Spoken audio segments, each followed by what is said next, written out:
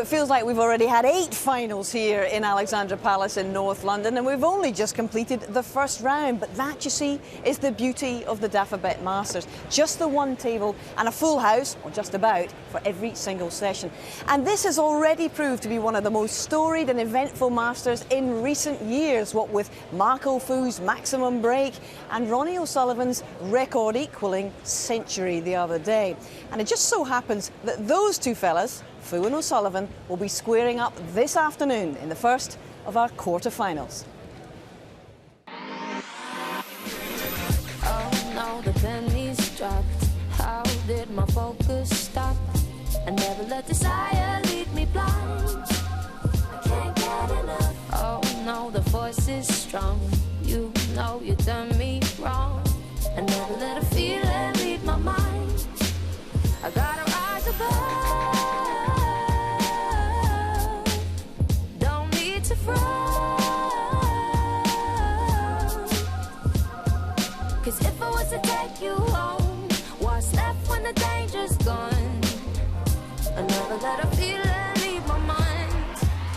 Would you like to know me better, baby? Think that you can show me better, maybe.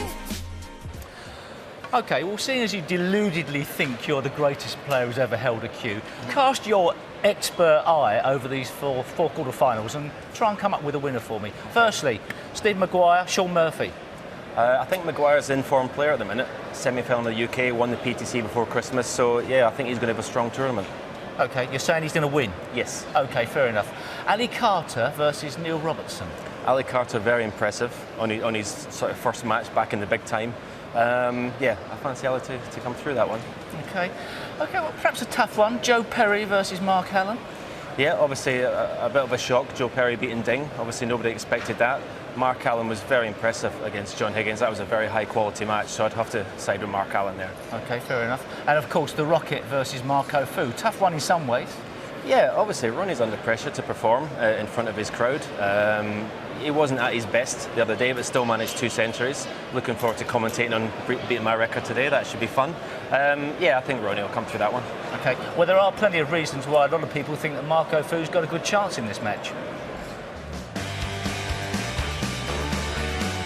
Why Marco can win this match? Because he's got a very good record against Ronnie O'Sullivan. I think he's beaten him 8 times, and that always helps to have that sort of confidence of beating your opponent when it matters most.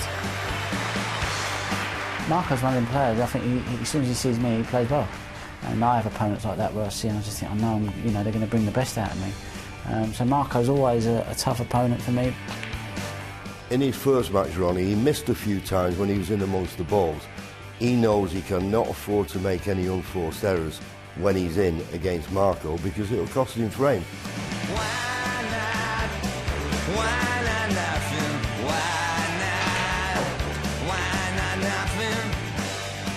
Why can Marco win? Because he's a wonderful break builder.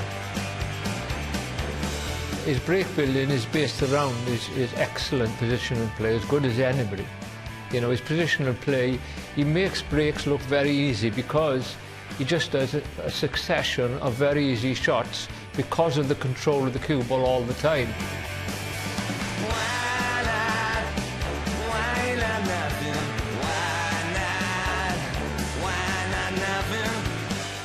Why Marco can win?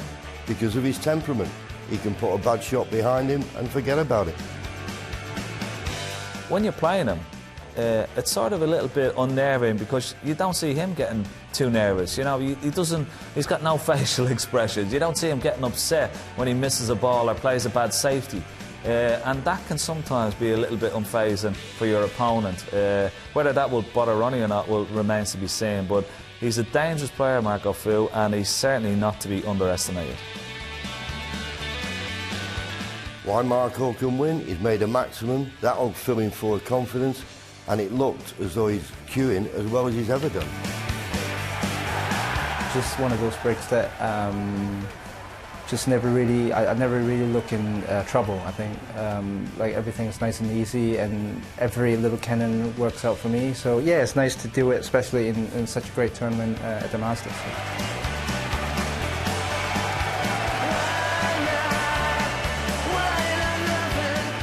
Why can Marco Fu win? Because my son Wayne is coaching him.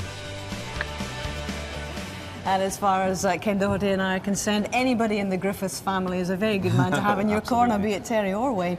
But Ken, let's have a quick look at the head-to-heads, because this is one thing that Marco Fu certainly has in his favour, because he has 8 wins against the Rocket. Ronnie has 12, but significantly the man from Hong Kong's beaten Ronnie in a major final, the Grand Prix we saw, and he's also knocked him out of the Crucible. But Ronnie has had much the better time of it of late. In November, it was a 6-0 whitewash in Coventry in the Champion of Champions. And don't forget this afternoon, as if we could, that one more century from O'Sullivan will see him pass Stephen Hendry's record of 775 career tons and become snooker's undisputed Centurion Supreme. So all of that is bubbling nicely. How do you read this match, Ken? Well, it's going to be noisy, that's for sure, because the crowd are really ecstatic here. They can't wait for this match. I think Marco can certainly push Ronnie O'Sullivan. We saw a little bit of lapse of concentration from Ronnie in the first match. He hasn't played to his full potential yet. Marco has. He has a good record against him. He's 8 wins against him, which does help mentally and give you that bit of confidence. But Ronnie, of course, he is the man to beat. I fancy him beating the record today, there's no doubt about that. I'm fancying a really tough match, and I'd like to see Marco push him a little bit and just see what sort of reaction we get from Ronnie. We saw 3 centuries, including a 147 from Marco against Stuart Bingham. But Marco is famously unpredictable. There's not much you can say more than that. You just don't know what he's going to do from one day to the next. And I think a couple of the lads there touched on it. His temperament is spot on. You know, he doesn't let a bad shot flap him. You know, he is sort of unflappable in a way, and you never know what you're going to get with Marco. Some days he's good, some days he's bad, but he looks to be really up for it. I think the 147 will certainly give him a lot of confidence, but I think he has to get off to a good start. He has to get off, put him under pressure, Ronnie, get off to a good start and win frames in one visit. If he can do that, put Ronnie under a bit of pressure early, then he has a chance. If he lets Ronnie get on top of him early, he's going to be in trouble. Overall, Ken, when you look back over the last 4 or 5 days here in Alexandra Palace, how would you assess the standard this year? It's been fantastic. So watchable, hasn't it? Absolutely fantastic. We've had so many great matches, so many centuries, a lot of close ones. And frames that have gone down to the wire. We saw a couple of frames won when players needed snookers and stuff like that. Even last night, 80-81 was one of the frames last night. Joe Perry beat Ding Junhui. We've had everything so far, and I think it's going to get better, and it's going to start today. Yes, 17 centuries so far in 4 days. It's been quite remarkable, and I'm sure that everybody who's been watching it at home and elsewhere is lapping this up, as indeed is everybody here in Alexandra Palace. So I can tell that Rob Walker's enthusiasm levels are going to be cranked up this afternoon. Rob? Yes, thanks, Hazel. Good afternoon, ladies and gentlemen. Quarter-final time here at the Dafabet Masters, and what a match to kick things off. There is such a sense of anticipation here. The crowd at Ali Pali are hoping they're about to witness something very, very special indeed.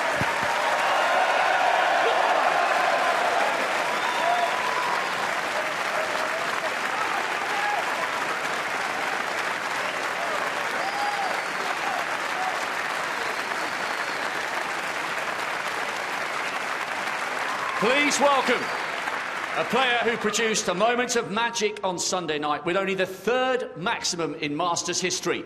A finalist at Wembley 4 years ago, he's now re-established himself as one of the game's elite. A brilliant ambassador for the sport. From Hong Kong, he's Marco Fu.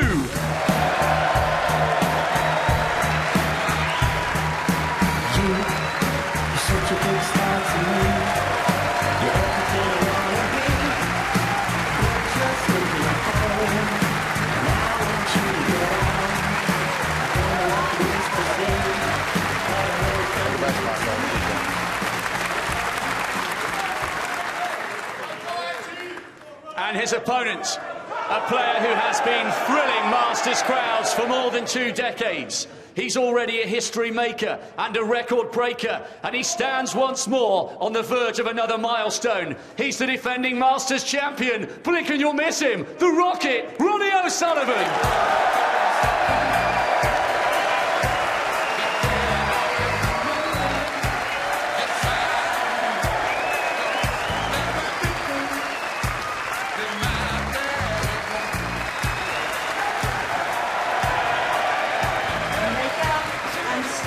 For another potentially significant afternoon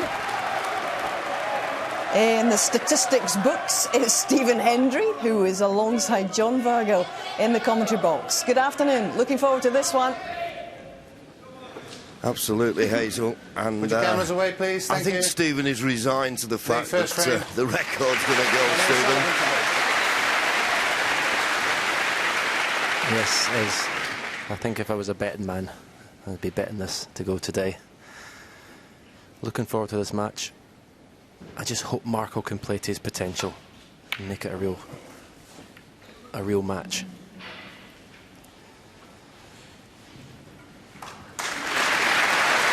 Good break-off shot from Ronnie. He hasn't covered the safety down the right-hand side of the table. That's the tournament pot success. Ronnie O'Sullivan at 90%. Marco Fu, amazingly enough, for all we say how well he played in his first match, 89%. Long pot success for Marco Fu, 27%. But we know where he's at his best. That's when he gets in amongst the balls and he can break bill with the best of them.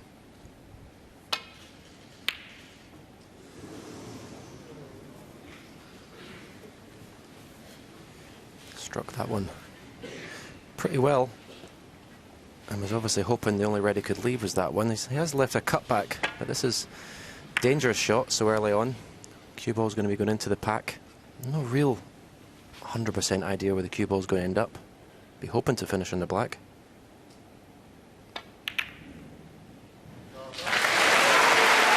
Well, is it a bonus? Does the pink go?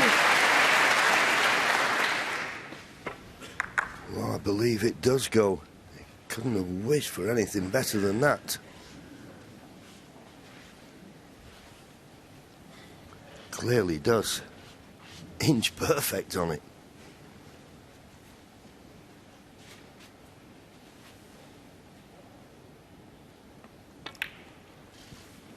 Just give me a second, please, Ronnie. Be also interesting to see how well Ronnie plays today. I think it was last year the quarter-final when he beat Ricky Walden in an hour and hardly missed a pot. So perhaps his first round was where he wasn't at his best, was sort of just getting used to the surroundings, and then today, will he take off? 7. Incredible arena, incredible atmosphere to play a match in.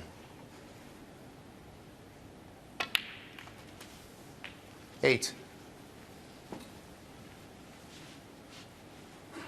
Not quite as planned, that.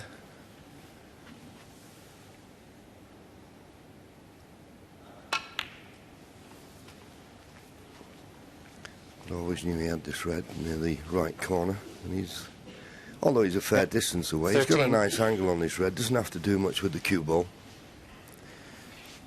No, and if he chooses just to stun this, watch how easily he hits it. You would think to stun for the black, you'd have to hit it hard. Watch the amount of effort that goes into this shot.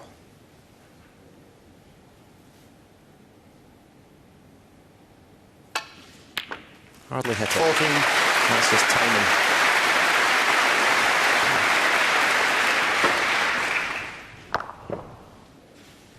Yes, I've heard you say many times, Stephen, that the thing is with that, if you de-accelerate as you're going through the ball, then that's a tough shot. But if you cue it nicely as he cued that, you get nicely through the cue ball, you don't have to hit it hard to get the reaction. Not on these super fine cloths. 21. Well, certainly played for this red to the left middle. He may have been thinking about one to the left corner, but he'll settle for this.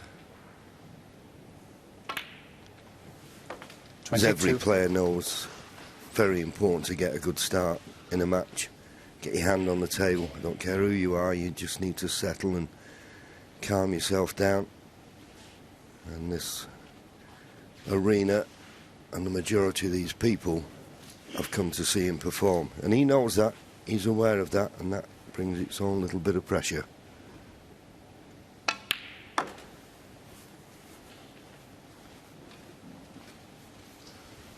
Coming round this side, I was going to give him a choice of at least 2 reds, 26. but didn't want that cue ball so close to the cushion.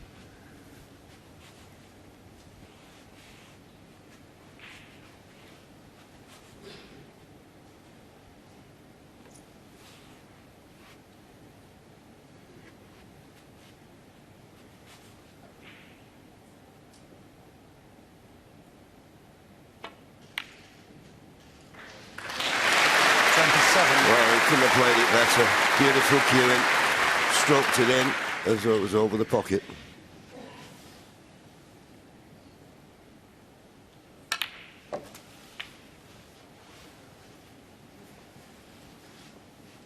$34.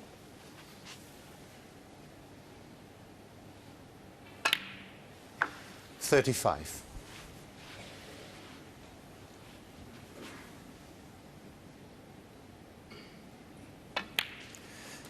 John, I thought there's a certainty he was going to beat my record today, but I thought he might make me wait a bit longer.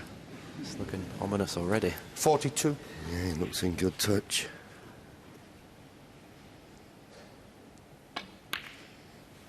$43.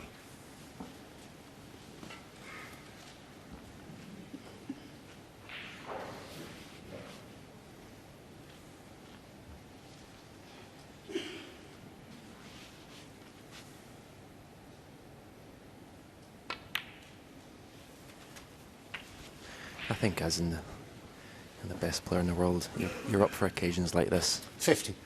And you do find your touch immediately. That's what separates the great from the good.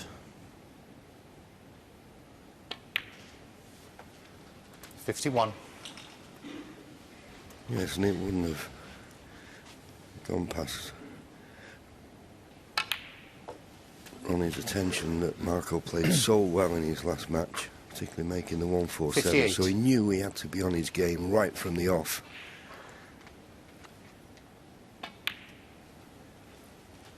$59.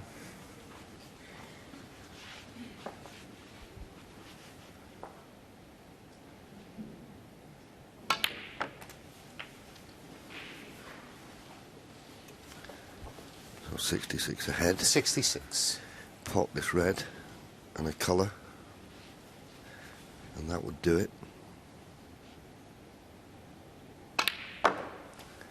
This is just what you want. Win the frame in one visit. Nice angle on the blue now to go into that little cluster of reds. Quick glance at the scoreboard. 67 points in front. So just the blue needed. Well, he didn't chance the cannon, but he's played a perfect positional shot on the red. There you see it. 72 points ahead. 72. Just 67 remaining. The perfect start.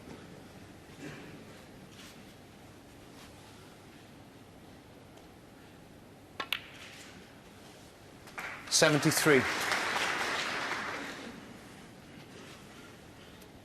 Maybe he doesn't have to play the cannon. Well, he did play the cannon, and it's worked out beautifully. So don't forget, 80. If he makes a century here, he will be the all-time record century break maker. It will be break number 776.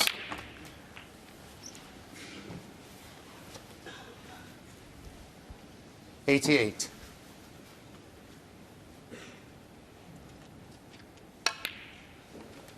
$89. Well, Stephen, I'll let you call this home.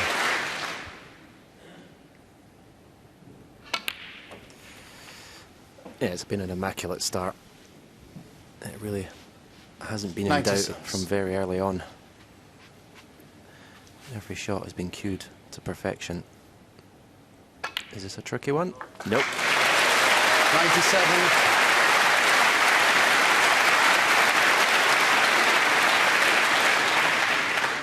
I think the red does pot to the left middle. A little delicate shot on the brown of the cushion in behind the red.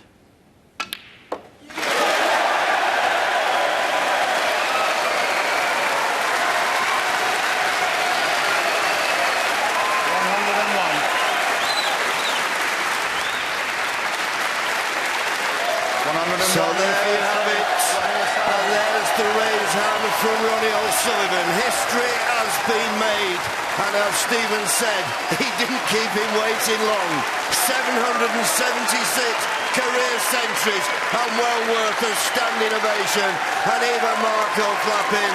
Absolutely sensational from one of the most natural talents that's ever played the game. He wins the first frame, by the way. It's 1-0. What a moment, and there's confirmation. Ronnie is now the undisputed Centurion Supreme in this game, 776 at one more than a certain Stephen Hendry. That was a moment of history this afternoon, and it's come in the very first frame. Gentlemen, your reaction first of all, Steve? Well, he's such a fantastic break builder, and he plays break building differently, I think, to a lot of players these days. There was a shot early on in that frame. He was looking like he was on the blue, perfect to smash into all the balls, and instead of playing the blue, perhaps he'd spotted a plant in the pack, but he didn't risk potting the blue and going into the pack. He saw a better opportunity and played the brown. I think most players would have risked going into the pack then. Yep, well, he's done it, Ken, and it is, at the end of the day, as John Virgo said, it's the first frame on the board, but it felt like it was the title. Quite interesting, you know. He enjoyed the applause, but more importantly, he knows he's in a match. Telling him to sit down. It's only one frame. You know, the record is gone. Let's get on with this match. This is more important. So he's concentrating. His mind is in the right place, and it's back to business. And it was great to see Marco Fu joining in with that applause as well. But as you say, back to business.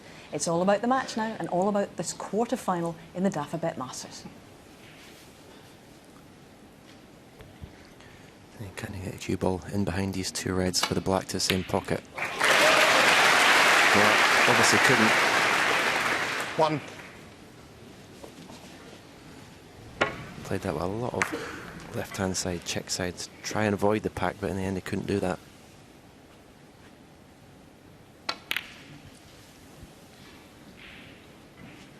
Ronnie O'Sullivan, 1.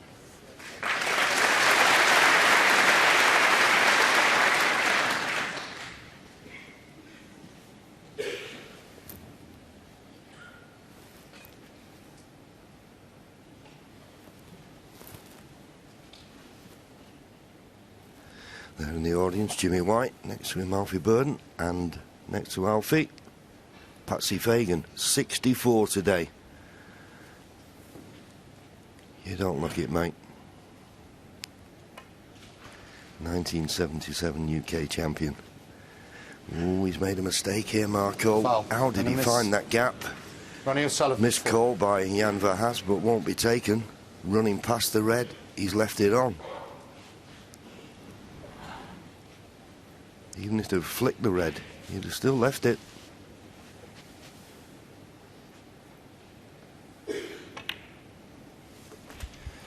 One. And obviously Ronnie's in again.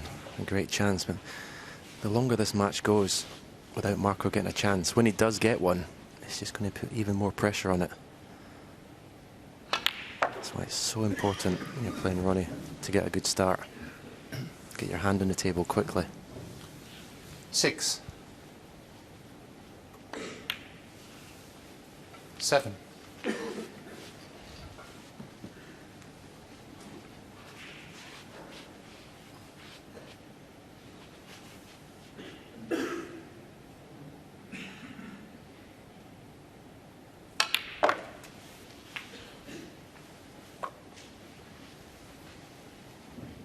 14. 15.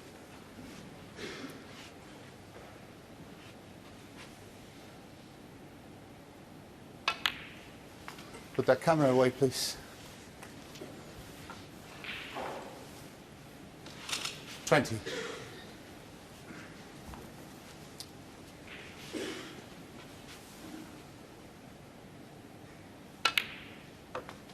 21. Now, there is one loose red at the bottom of the cluster. But to play on that, he might have to play a bit of side. I don't think there's anything else available. Now he went into them, and no matter how good you are, when you go into them, you always need a little bit of luck. 28. It looks as though he's on a red. 15 seconds a shot at the moment. Just managed to force it in. Couldn't get perfect position on the blue. He went into them nicely, but as I say, you always need a little bit of luck. So he got the red, but he's got a little bit of work to do with the cue ball in potting this blue.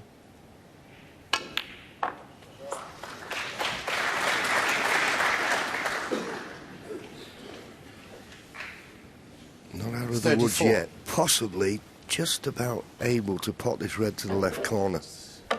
Not perfect.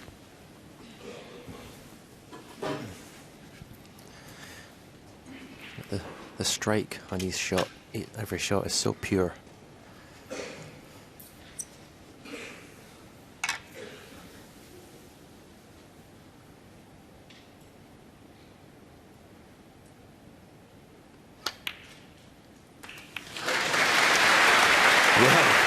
He used all the pocket there. 35. And as it turns out, he flicked the second red, and then the third one has left him nicely on pink or black.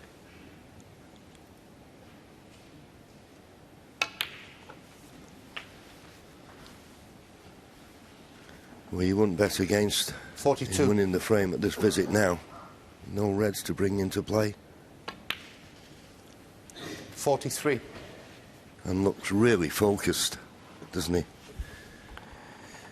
Yeah, as I mentioned before, about last year, obviously the quarter-final was this is how he played against Walden. 50. I think the first round in these tournaments you just want to win, and that's the most important thing. But once he's won that, obviously now looks relaxed, focused. It looks like he just wants to perform.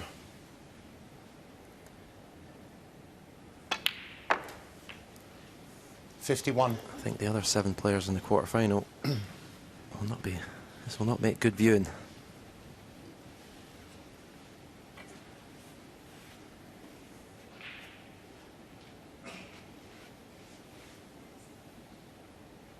Play for the blue, obviously, but just run a little bit too far. He's contemplating the green. There's a couple of reds he could play for into the right middle. Deciding now to play the brown. Just got to judge the pace of this correctly. Oh, well, he's missed it. Ronnie O'Sullivan. And he'll be 51. annoyed there. It was just like an afterthought. Overrunning position on the blue. He was looking at the green and then thought, wait a minute, I'll play the brown. Maybe didn't set up for it correctly. Took it for granted. So here's Marco Fu's first chance of the match. What's he got?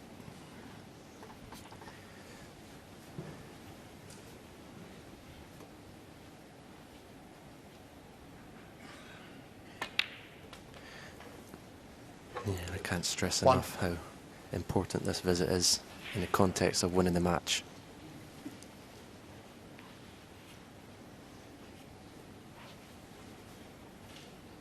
Straight away, not ideal in this black. A little bit higher than he wanted. Yeah, well played. There's one thing about Marco Fu's cue ball control is excellent. 8. A chance like this, you wouldn't expect him to play any bad positional shots. It's just how calm is he inside.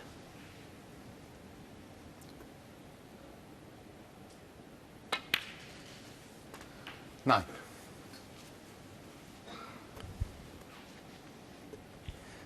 Again, looks to have finished a bit straight.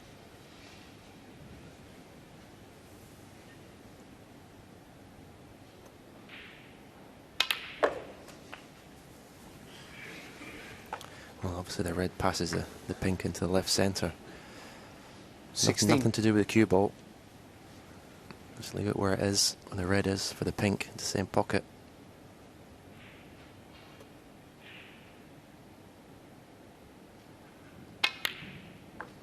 $17. So far, so good. Of course, the big problem will be, and he does need it, when he comes to play from brown to blue. That brown's the only awkward ball on the table.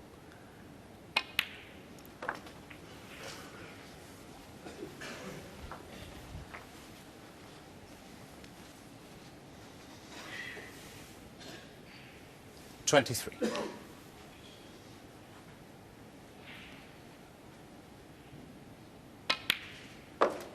24.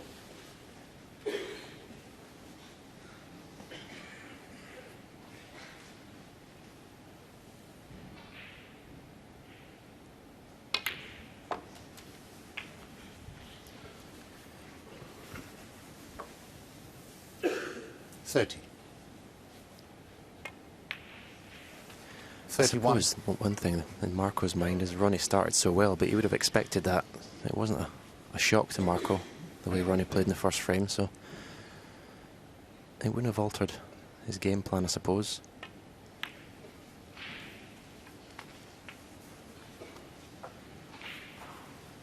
$20 points behind now. 36. As I say, that's the big hurdle he's got to overcome, getting from brown to blue. I mean, 37. the majority of this has been there for the taking. You've still got to get them, of course, and as Stephen said, there'd be a little bit of pressure. What's that? Red just bounced a bit, but didn't affect the position. Now, the key shot coming up here for me, it's the position he needs on the green to get nicely on the brown, because he needs a good 43. angle on that brown to pot it and get on the blue. So the next 3 positional shots could be the key to this frame. Not straightforward if he just goes out of position slightly on one of them. The cue ball somewhere around where it is now would be ideal for the green. 45. He has finished to play high, but that looks a bit straight at first glance.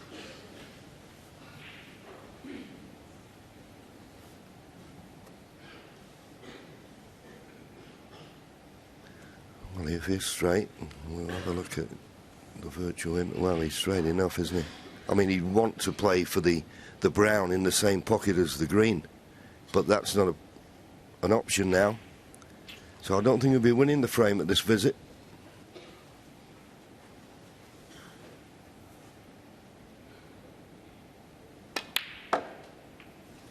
$48.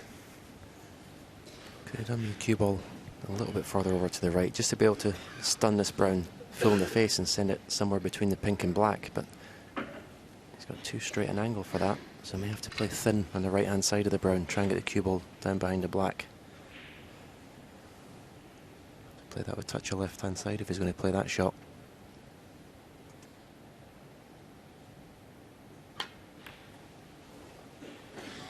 In the end, he's just concentrating on the cue ball and taking the cushion. Yeah, he's got the brown safe, but he's not got a very good cue ball. Had a chance there, but the brown was always going to be a stumbling block if there was going to be one. Yeah, surprising if he's put a little bit left hand side on the cue ball, gone in behind the blue, pink and black.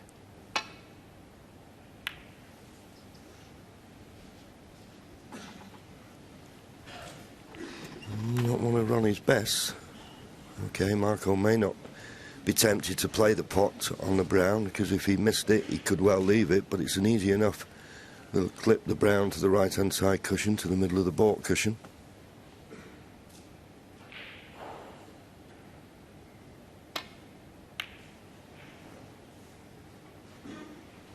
Bit pacey, but the kiss on the black has made it a better shot than it would have been.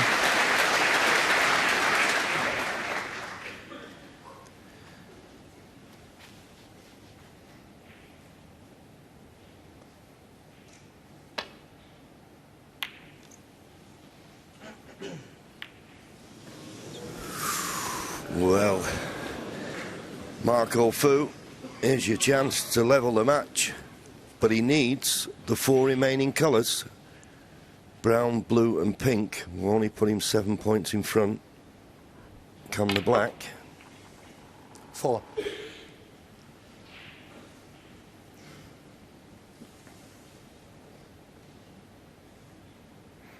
Must finish high in the pink. 9. He hasn't come back as far as he would have liked. He still shouldn't be a problem coming off the side cushion. Don't know if he's got the angle he has to play a little bit of left hand side or not.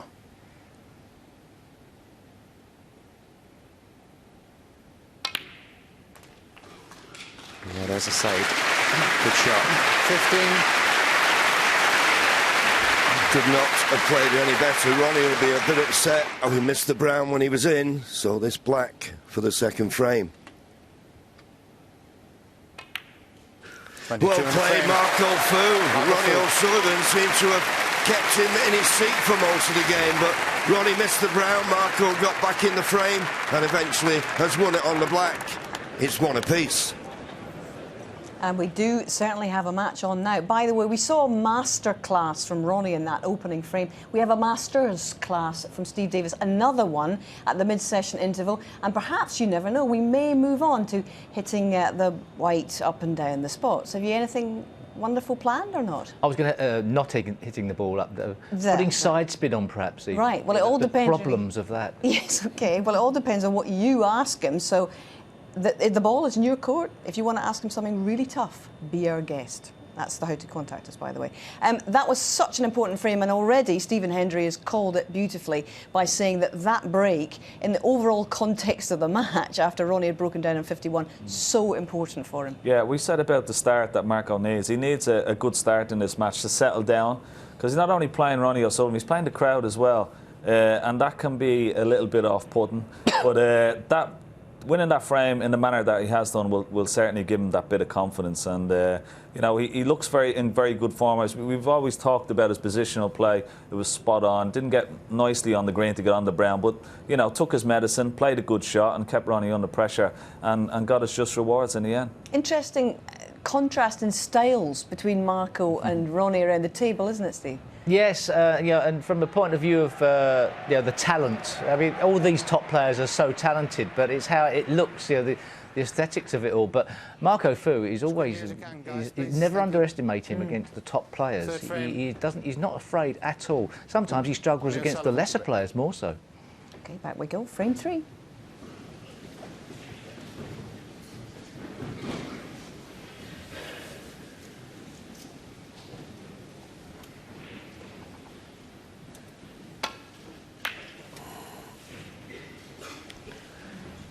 So Ronnie, as is his norm, breaks off with the left hand.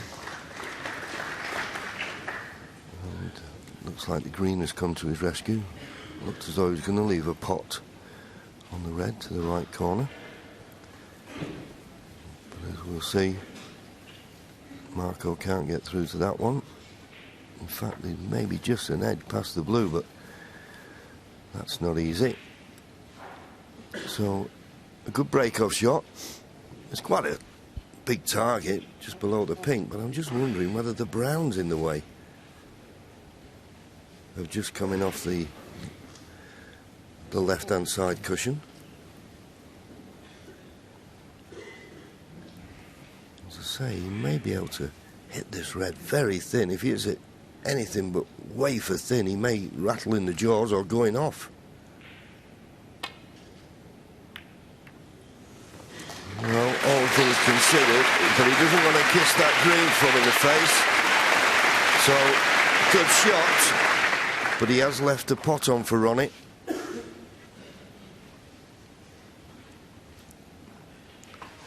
And Ronnie at the moment, 100%, 2 out of 2.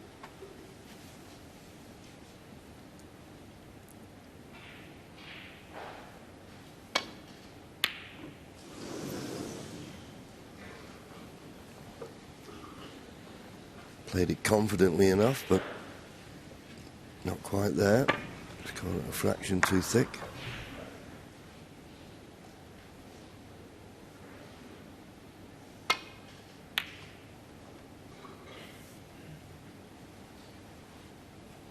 Excellent shot from Marco. Good length. You saw the little tap on the table there from Ronnie in appreciation of that shot.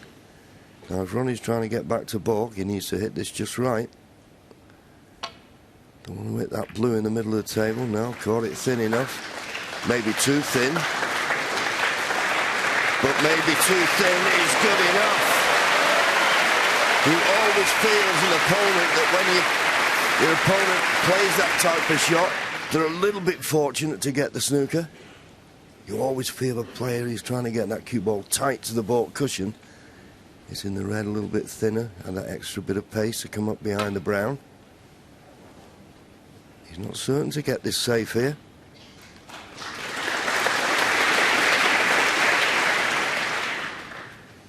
Can Ronnie get through to that red just above the black?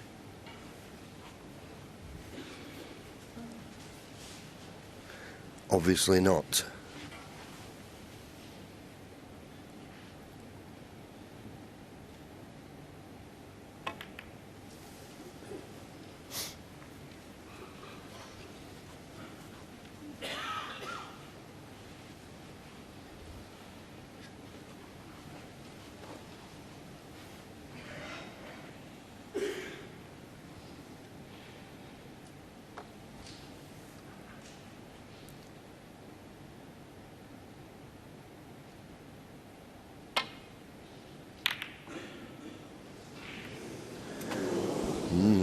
thought for all the world he was going to fluke that red then, but didn't go in.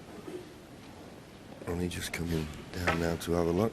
Just watch when it flicks off the second red. Just going to the near jaw. Ronnie just got to be wary here. He doesn't knock a red towards the corner. And of course needs a good cue ball, which you're always going to get as long as you avoid the baulk colours, and couldn't have played that any better. Good shot.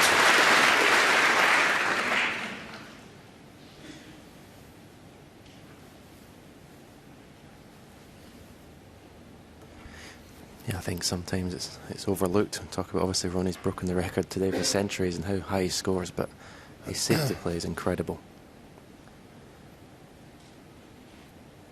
Doesn't just look to get the cue ball on the baulk cushion, looks for always gets the best place on the baulk cushion.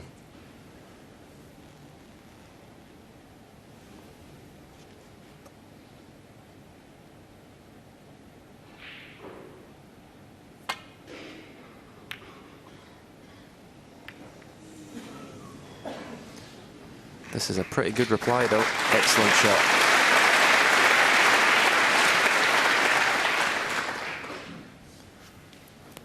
Looks up for it, Marco John. Yes, well, I think you'll be very pleased to have got that frame on the board sooner rather than later. And as we saw in his first match against Stuart Bingham, looked in great touch. We could be in for an absolute classic here this afternoon, because Ronnie's up for it.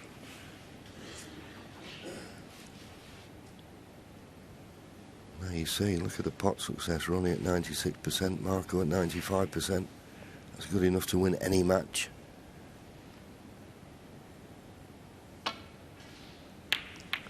Well, there was half a thought from Ronnie that he could play the plant. One.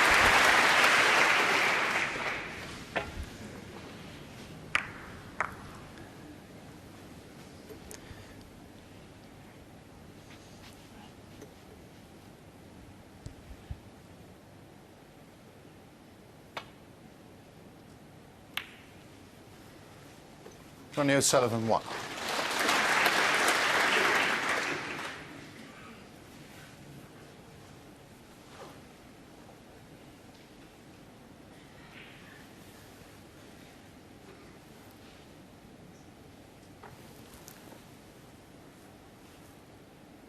Just coming off the side cushion, just to nestle on this red that's near the top cushion. Is he hard enough? Foul miss. Well short. Ronnie O'Sullivan. And in being well short, he may have left the red on. The red just above the black. One to the left of the black as we look now. It's definitely on.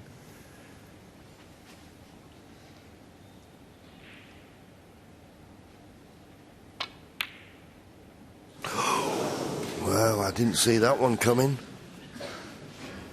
That is a surprise.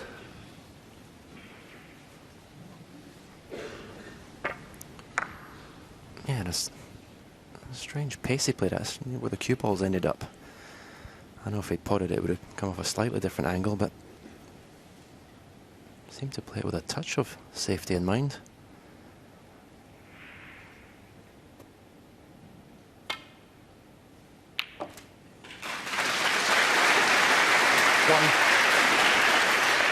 Yeah.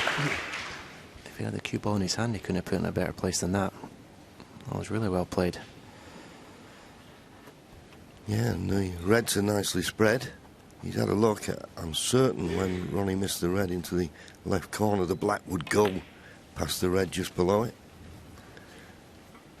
Well, if he plays the red just below the black and play for the black in the same pocket, 6. but the black goes anyway, as you can see. And he's usually very good in these sort of positions, is Marco. This is his big strength, his break building. Chance here.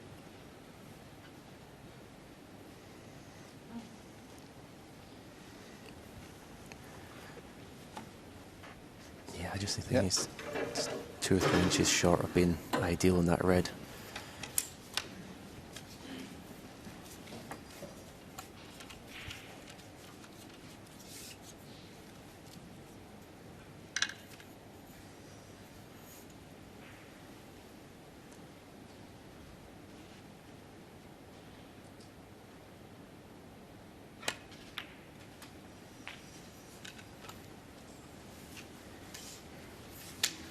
Again, beautiful judged. 7.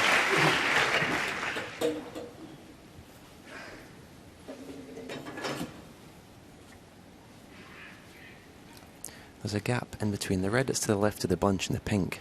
If he gets through that gap, off the cushion for the red that's next to the black, to the right corner.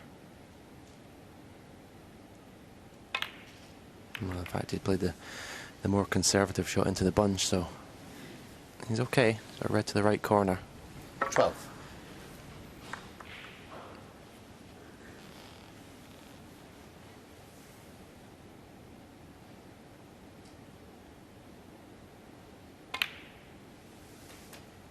$13. Good chance.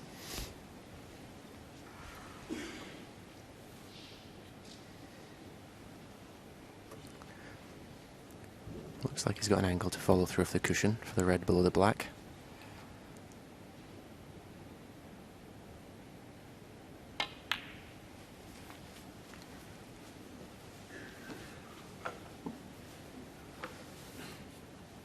$18.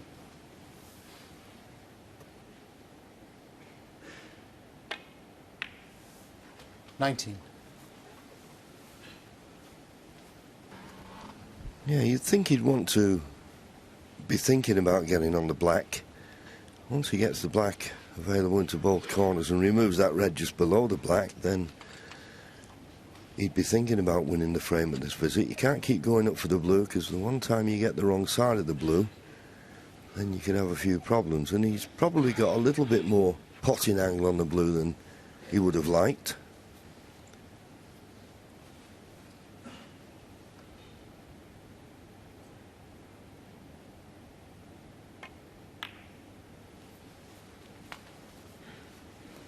As this red just below the pink goes to the right corner. 24. It's not bad, but I think once again he's going to have to go back up for the blue. 25. And as that cue ball keeps having to travel up and down, things can go wrong.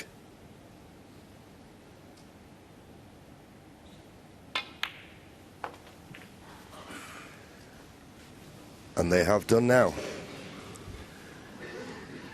And I think that's all come about. You mentioned a few times, Stephen, about playing for that red that was just below the black. He should have gone in, get into that position earlier. Yeah, he's had 2 or 3 opportunities to do it, and then obviously the break becomes so much easier. I'm surprised this red he's playing, he's not going to pot it, I don't think. Maybe playing as a shot to nothing, but he should have been playing for this red a lot earlier, I think.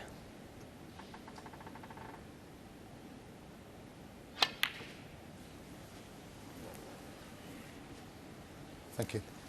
Mark of Fu. Not 30. the best safety.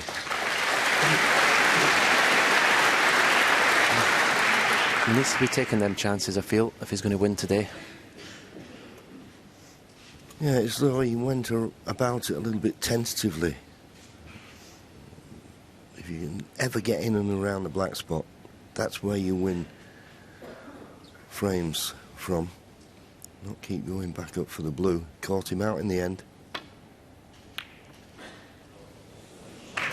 Oh, and in goes that red. Now, if he gets a bounce and he's on the green, what a chance he's got here now, Ronnie. So Marco Fu could be suffering a double whammy here. He missed his chance. And now straight away from his safety, Ronnie with an opportunity to get right back in the frame and really punish him. 5. Fine margins between success and failure at this level of the game.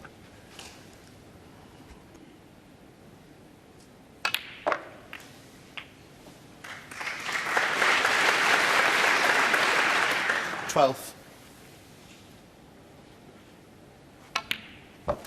13. Yeah, against a lot of players, you might get 2 or 3 chances to win a frame. Against Ronnie, it's usually, if you're lucky, you get 1. Marco had a great chance 20. there.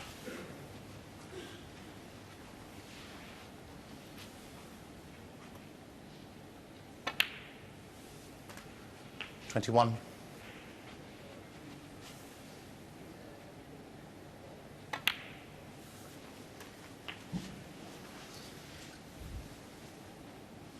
$28. 29.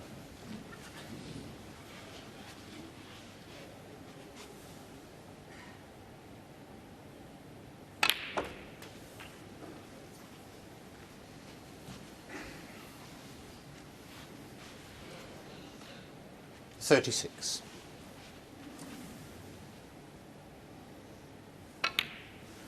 37.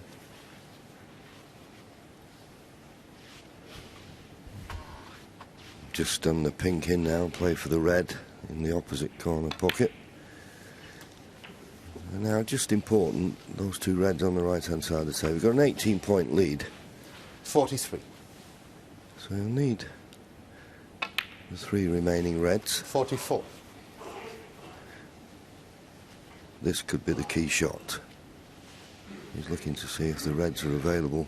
If both of them are available into the left middle, he might just nestle the cue ball against the side cushion. He obviously thinks they are. Might have been a little bit straighter on this red. 50. In potting it, if he plays it in the middle, he'll be nudging the other red towards the side cushion. Well, he played it at such a pace that he nudged the red into play. You could always run out of position on the colour, but he's just about on the blue.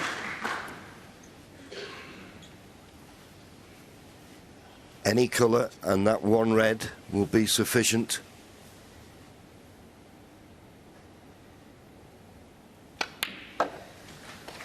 Formality now.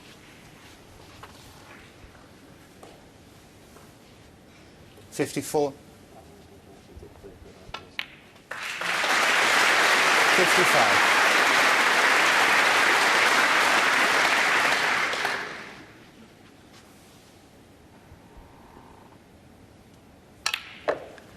Well, this is a very important break. We talk about the century breaks and everything else 62. that happens, but when Marco Fu had his chance early on in this frame, didn't make the most 64. of it, had to play safe. And this is it. Ronnie found a red that he could snick in, and he's won the frame from it. You've got to take your chances 67. when you get them, particularly against this man.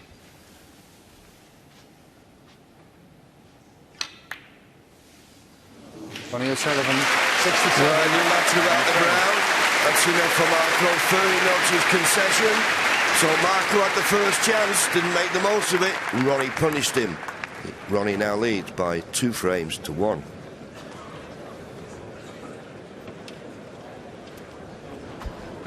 Yeah, it's a funny thing, Stephen, isn't it, how people go on about break building, but you mentioned it a few times. He had a chance of playing for that red just below the black, and all right, it might have been a bit risky to play for it, but there's always value, isn't it, once you get that black, you know, and playing in and around the black. Yeah, this time I mentioned he could have stunned. There's a gap between the red to the left and the pink to come down off the cushion. He played, as you say, the safer shot where he thought he was going to land on one. Here again, I thought he could have perhaps followed through off the side cushion for that red to the right corner that's below the black. Again, playing a sort of safe shot to keep the break going rather than the progressive shot to win it. Again here, he can play for the red below the black. And he chose to play. In actual fact, this was a more difficult positional shot to drop on this red.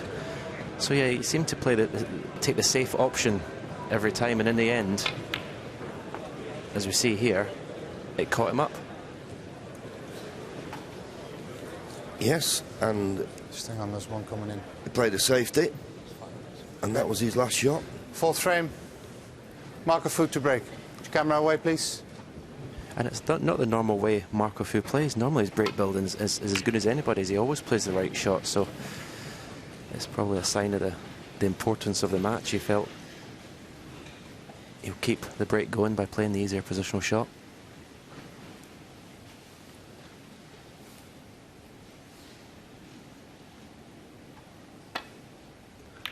Well, just over 40 minutes for those first 3 frames, and what entertaining frames they've been. Mid-session interval after this one. Big difference. Is it going to be 3-1 to Ronnie, or 2 apiece, and there you see the average frame time, 13 minutes 18 seconds.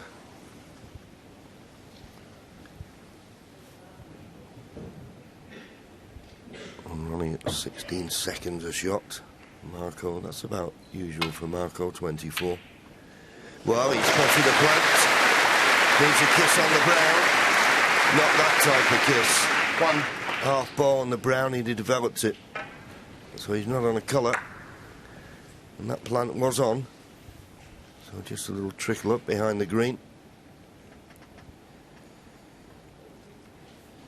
I'm a little bit surprised. If he knew the plant was on, play it a bit softer. It looked set for me. Yep. I think there's just an air of trepidation about Marco in this match, and as they said in the studio, and it is a fact, when you're playing someone like Ronnie, this is like playing Ronnie in his own backyard. It's like the Ronnie O'Sullivan show, and you feel like a bit part player sometimes. You've got to try and raise yourself above that. Easier said than done.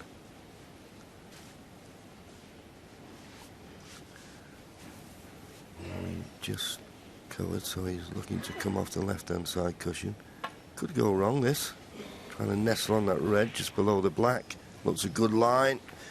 And a very good length. Well played. That's all you can do in those situations. Contain it.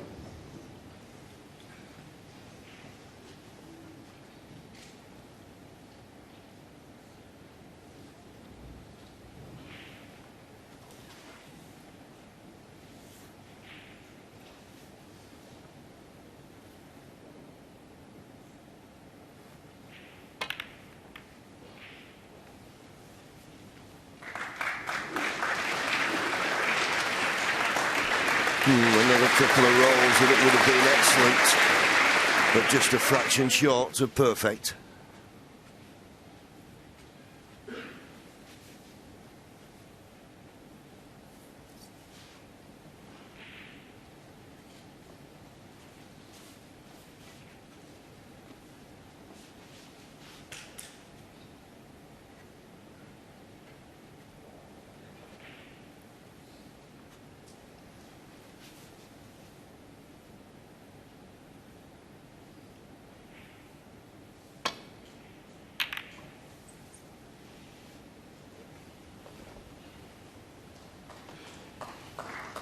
Yeah, decent shot from Ronnie.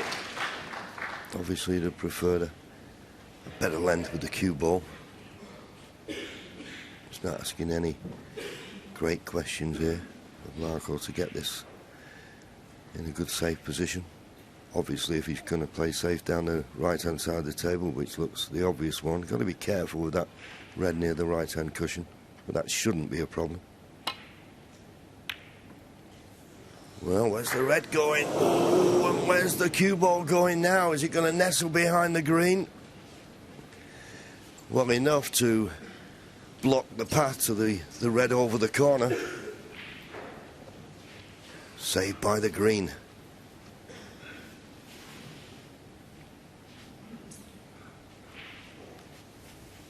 Bit of a problem here for Ronnie. He's got to be careful. If he doesn't catch this right, he could go in off this red.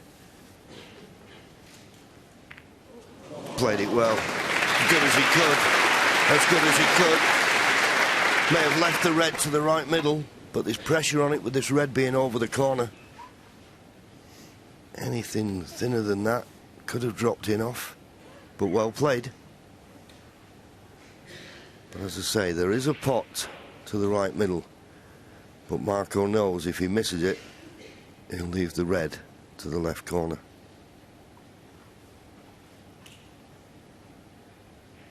Or maybe there's another red that may tempt him. One to the right corner, particularly with that black being near the corner. You sort of get the feeling that that's the red I'm looking at. I think if you're just a bit wide, it could possibly go in off the black. He's taking it on.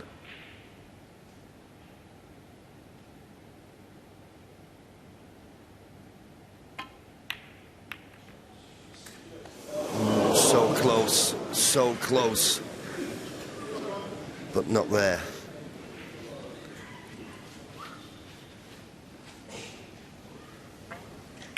just a fraction wide, and probably because he was thinking maybe I could get in off the black. No problem for Ronnie. One. To pot that. I'm not certain where the black's going to go when it's respotted. But Ronnie will be just glad to be in amongst the balls and a chance to get that 2-frame advantage going into the mid-session interval. Now he's just having a look, Ronnie, to see if the black is available. And if it is available into the right corner, what a chance this is. It needs to slow down. 9. Oh, that's careless. Well, that's probably one of the worst shots Ronnie's played. Certainly this week, and probably for a long time. This is very clumsy for him. A lot of room there. Just a complete lapse in concentration. That will irritate him 9. a lot. But great safety shot, great pace in the cue ball. Yeah, and I think that's the difference between Ronnie of the last couple of seasons. If he'd have played a bad shot like that, he'd have just gone down and played the safety and give the safety no respect whatsoever. But he counted to 10, held his frustration, and played a very, very good safety shot.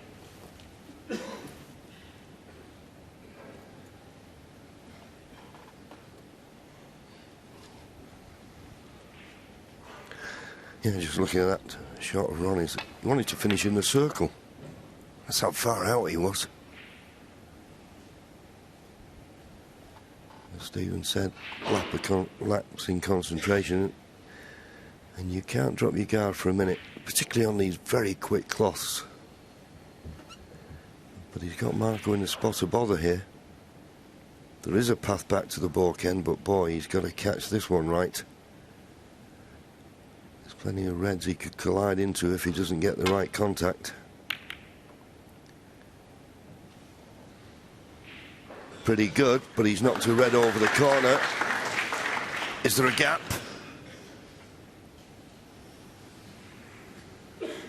Well, may be able to bend it with a bit of left-hand side, but he's got to avoid the blue. That's what he's trying. Right-hand side on the cue ball. And judged it nicely. Okay, he couldn't play any harder. He had to give time for that side to take effect. So this black, not as easy as it could have been. But it goes, we know that. And in potting it, doesn't have to do much with the cue ball. The red just above the black will slow the cue ball down.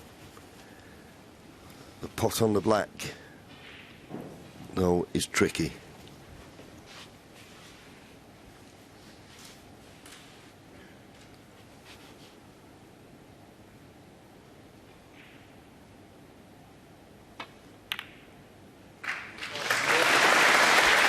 Floated it in lovely.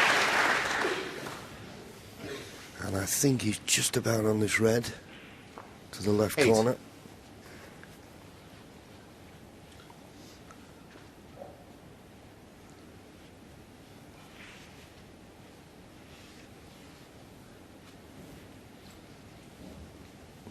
Just trying to find a place for his bridge hand.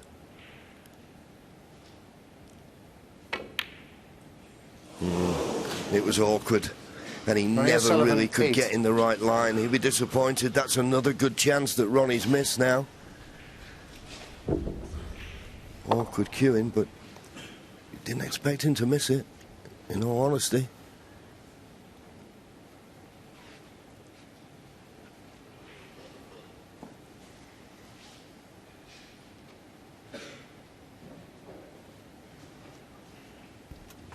Well, can Marco not get through to this red to the right of the black? Looks as though he can. Oh, clearly can. Well, he's looking for what comes after the red and the black.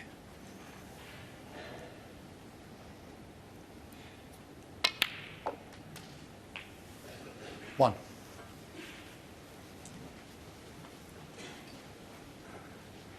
doesn't want to overthink these situations, Marco. He's up to 27 seconds a shot at the moment. Doesn't want to lose his natural flow. I'm looking at his body language. I don't think he's exactly where he wanted to be off that positional shot.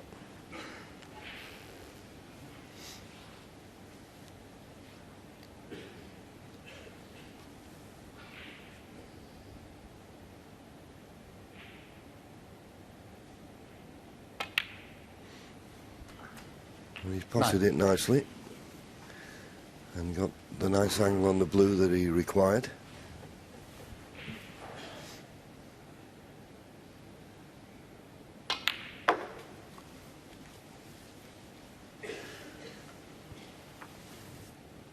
$14.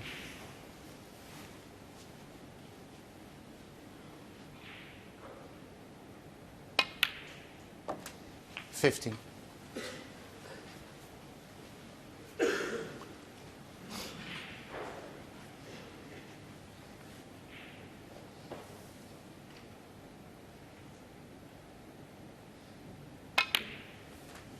Yeah. Immediately asking Jan Verhaas to clean the cue ball. Didn't sound good, and as you can see, it didn't look good either. And bounce. 22. I think he's okay though. I think he's just got enough angle on this red to the left middle to stun back for the black.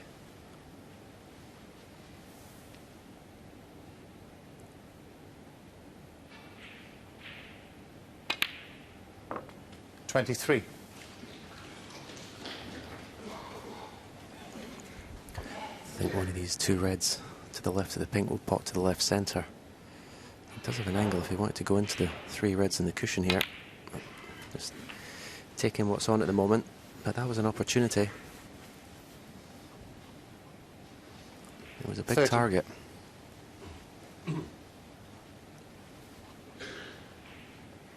You see the two reds that are together on that right cushion. He could have played a cannon on those.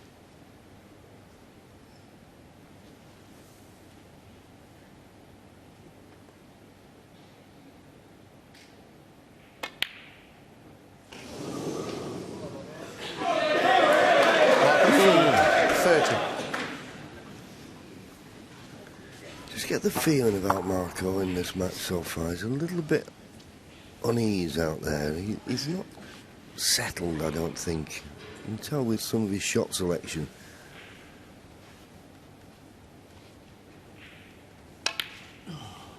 But Ronnie, well, he was asking a lot there, overstretching, trying to pot that red, screw off the side cushion.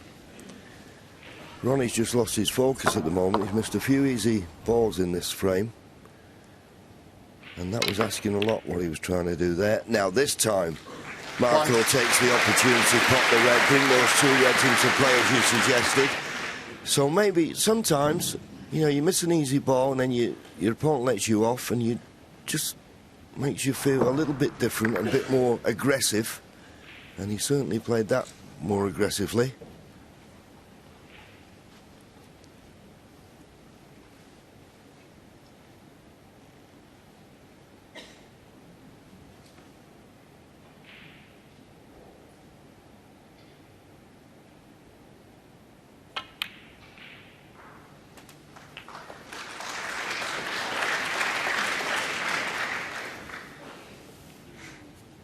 Okay.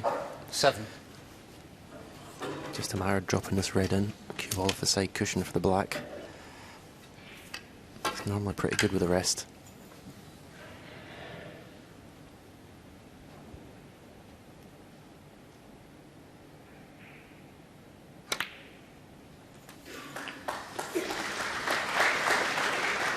$8. May have to play for the red that's on the black cushion, close to the left corner. Well, he's playing topspin, so it looks like he's playing for one of the open reds.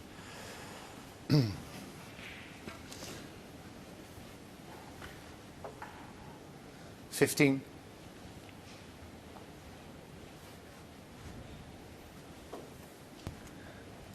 Still needing 3 more reds to clinch the frame at this visit. 16. So it's not a formality. They're not ideally situated.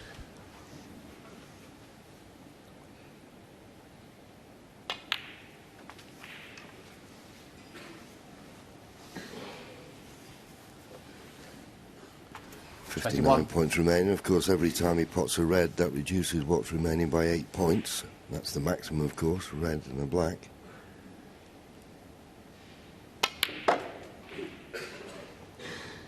$22. So coming up for the blue, but not perfect on the blue. Glance at the scoreboard. Cover, and another red and a cover to clinch the frame. Not a formality. No, I think the easiest positional shot is to play for the red in the right hand cushion. Just off this. Here he's playing it. I touch your left hand side. And he's just finished 3 inches short. Because he would just love to just drop that red in for the black. He's shaking his head. This red's inadmissible. Still got to play it, I feel.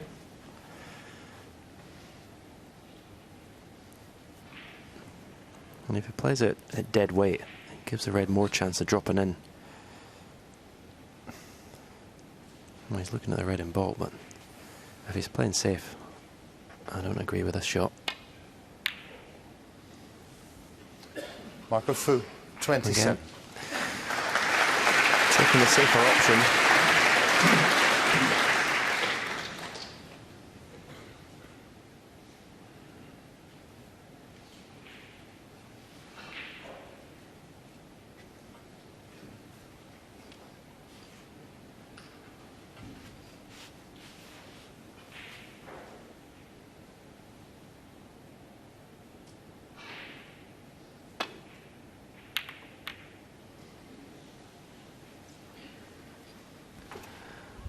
Good safety that from Ronnie. Excellent.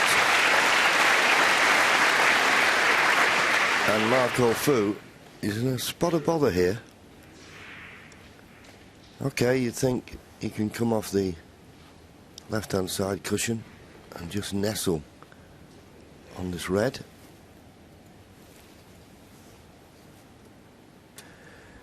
But if he doesn't hit it off 2 cushions, he's playing it with pace. Well, that was a strange way to go for me. Foul. A miss. Well, a chance of a pot for Ronnie, but I don't know. I'd have it put back personally. Ronnie's choice. As I say, he can get in between the pink and blue and pot this red. Me, I'd have it put back.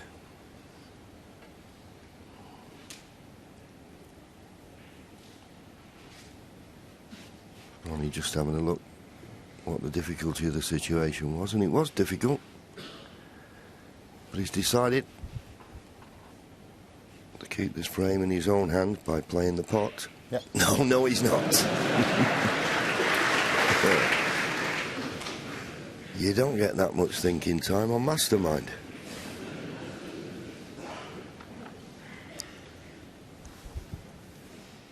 Okay, Ronnie.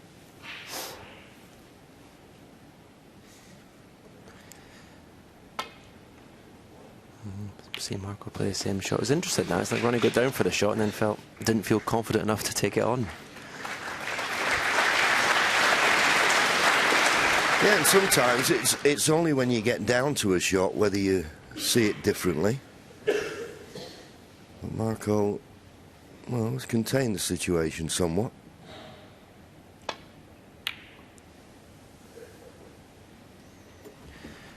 I still just get the feeling he might be punished for not taking the pot on when he was at the table previously. It's a decent length from Ronnie. There is a chance of a pot on this red. And the way the situation is, he may be forced to take it on. There you see it, 37 ahead. 51 remaining, red and a colour needed. He's going for it. Now, where does the red finish? Well, it kissed the brown. and it's run safe. Force into this, didn't see a safety.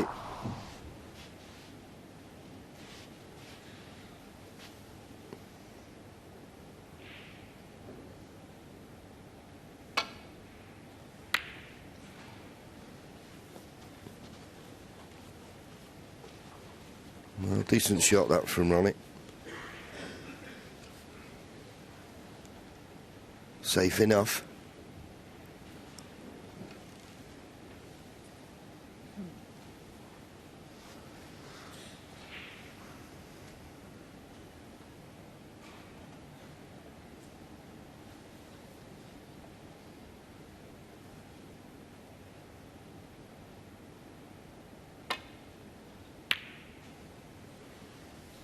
That was a strange shot. There's no way he could pot that red.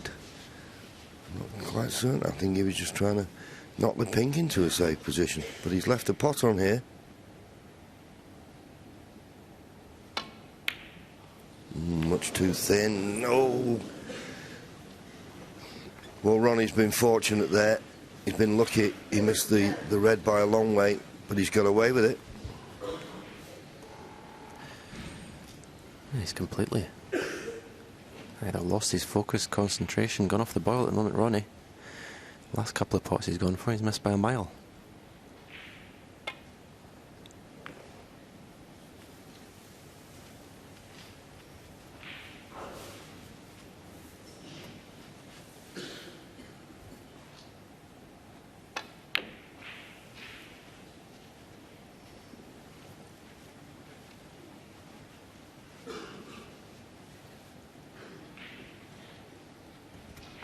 So this red is gradually beginning to open up. Sorry, this frame. And Marco just trying to nudge reds to the cushion, put them in awkward positions.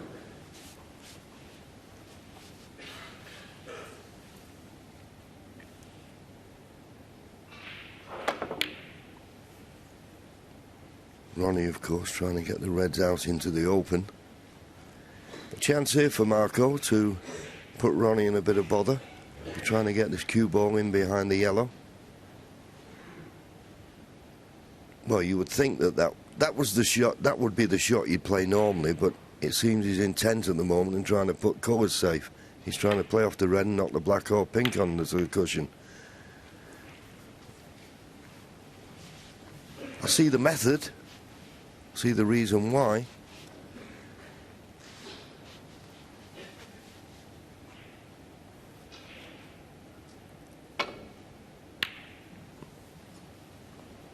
But the thing is, he could have played that shot earlier on, and he refused it by trying to play a shot that messed up the table. He had a chance of getting Ronnie in trouble there and force a mistake from Ronnie that would have given him the opportunity to get that red in the colour he requires. You can get too negative sometimes.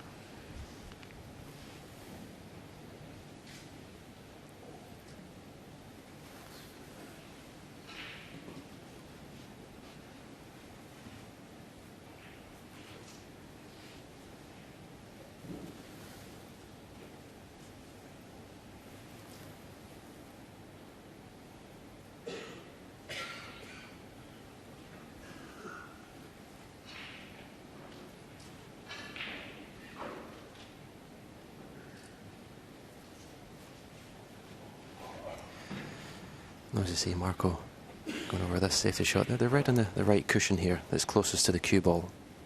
I don't know why he didn't just drop that in with the rest for the black.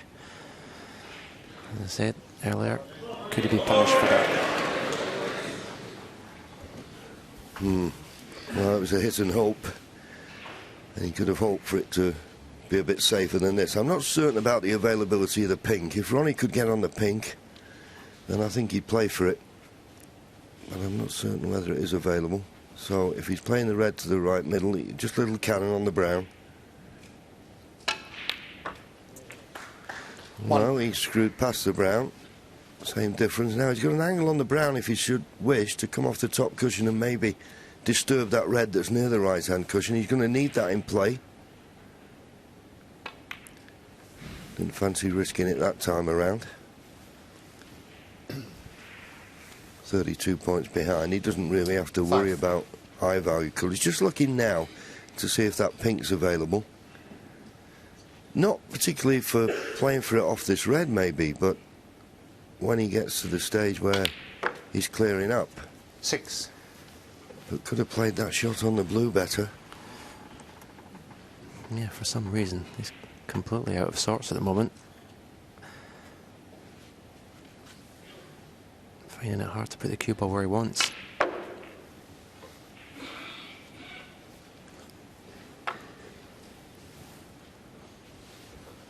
Well, unless he plays an outrageous double, then just a safety shot here.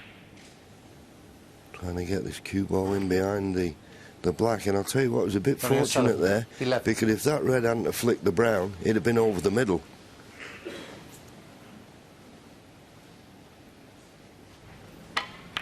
This red certainly had enough pace in it to go towards the middle pocket, but for the flick on the brown. So 26 points of difference. Marco Fu still just looking for a red and a colour.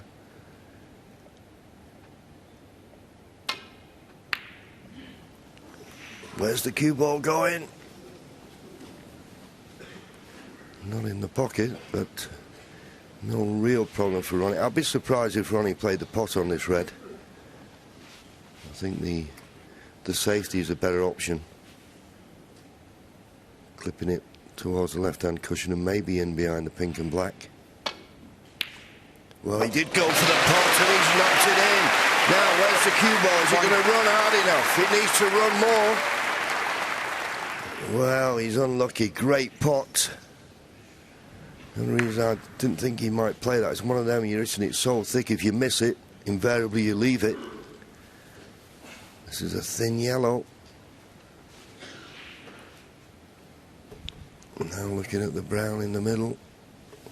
Just another inch or two roll, and he'd have been perfect. It's hard to tell from where we're sitting, Stephen, but this brown looks tricky, doesn't it, into the middle? Yeah, it's into a blind pocket. Just a bit screw it left-hand side, just check the cue ball off the cushion, the yellow. And he's just lost the cue ball slightly. If he's straight on this yellow, this is a tough shot. Tough cueing to screw the cue ball back for the green to the left centre.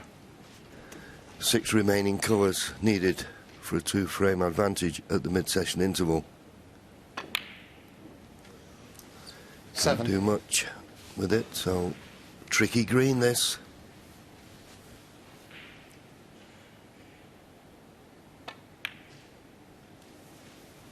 10. Played it beautifully. Now, all important. Brown to blue. Needs perfect position on the blue to get on the awkward pink and really punish Marco Fu for not taking his opportunities 14. when he had it. Couldn't have finished better on the blue.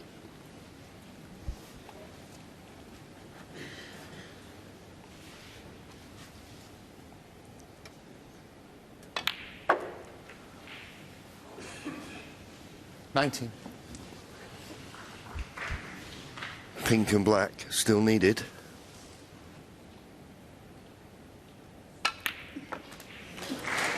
And that was the problem, but he's okay. I think he's got a straight black into the middle.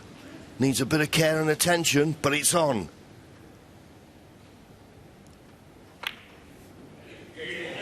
it's there. Well, what a frame to steal that was. Marco Fu will be kicking himself. He had a couple of chances to pop frame ball. Went on the negative side. Ronnie O'Sullivan in the end punished him with a tremendous clearance. And it's 2-frame advantage to the Rocket at the interval. He leads 3-1. Oh, my goodness, plenty to chew over at the mid-session interval, not least that record-breaking century. But that was a tremendous clearance to get 3-1 in front. Yeah, I mean, so many difficult pots there. Yellow, green, black into the centre to finish, but fantastic break, and even the opening red as well. Yeah, big difference, though. The difference between the two players, Marco is just not aggressive enough when he gets his chance, as Stephen highlighted in commentary numerous times in that frame.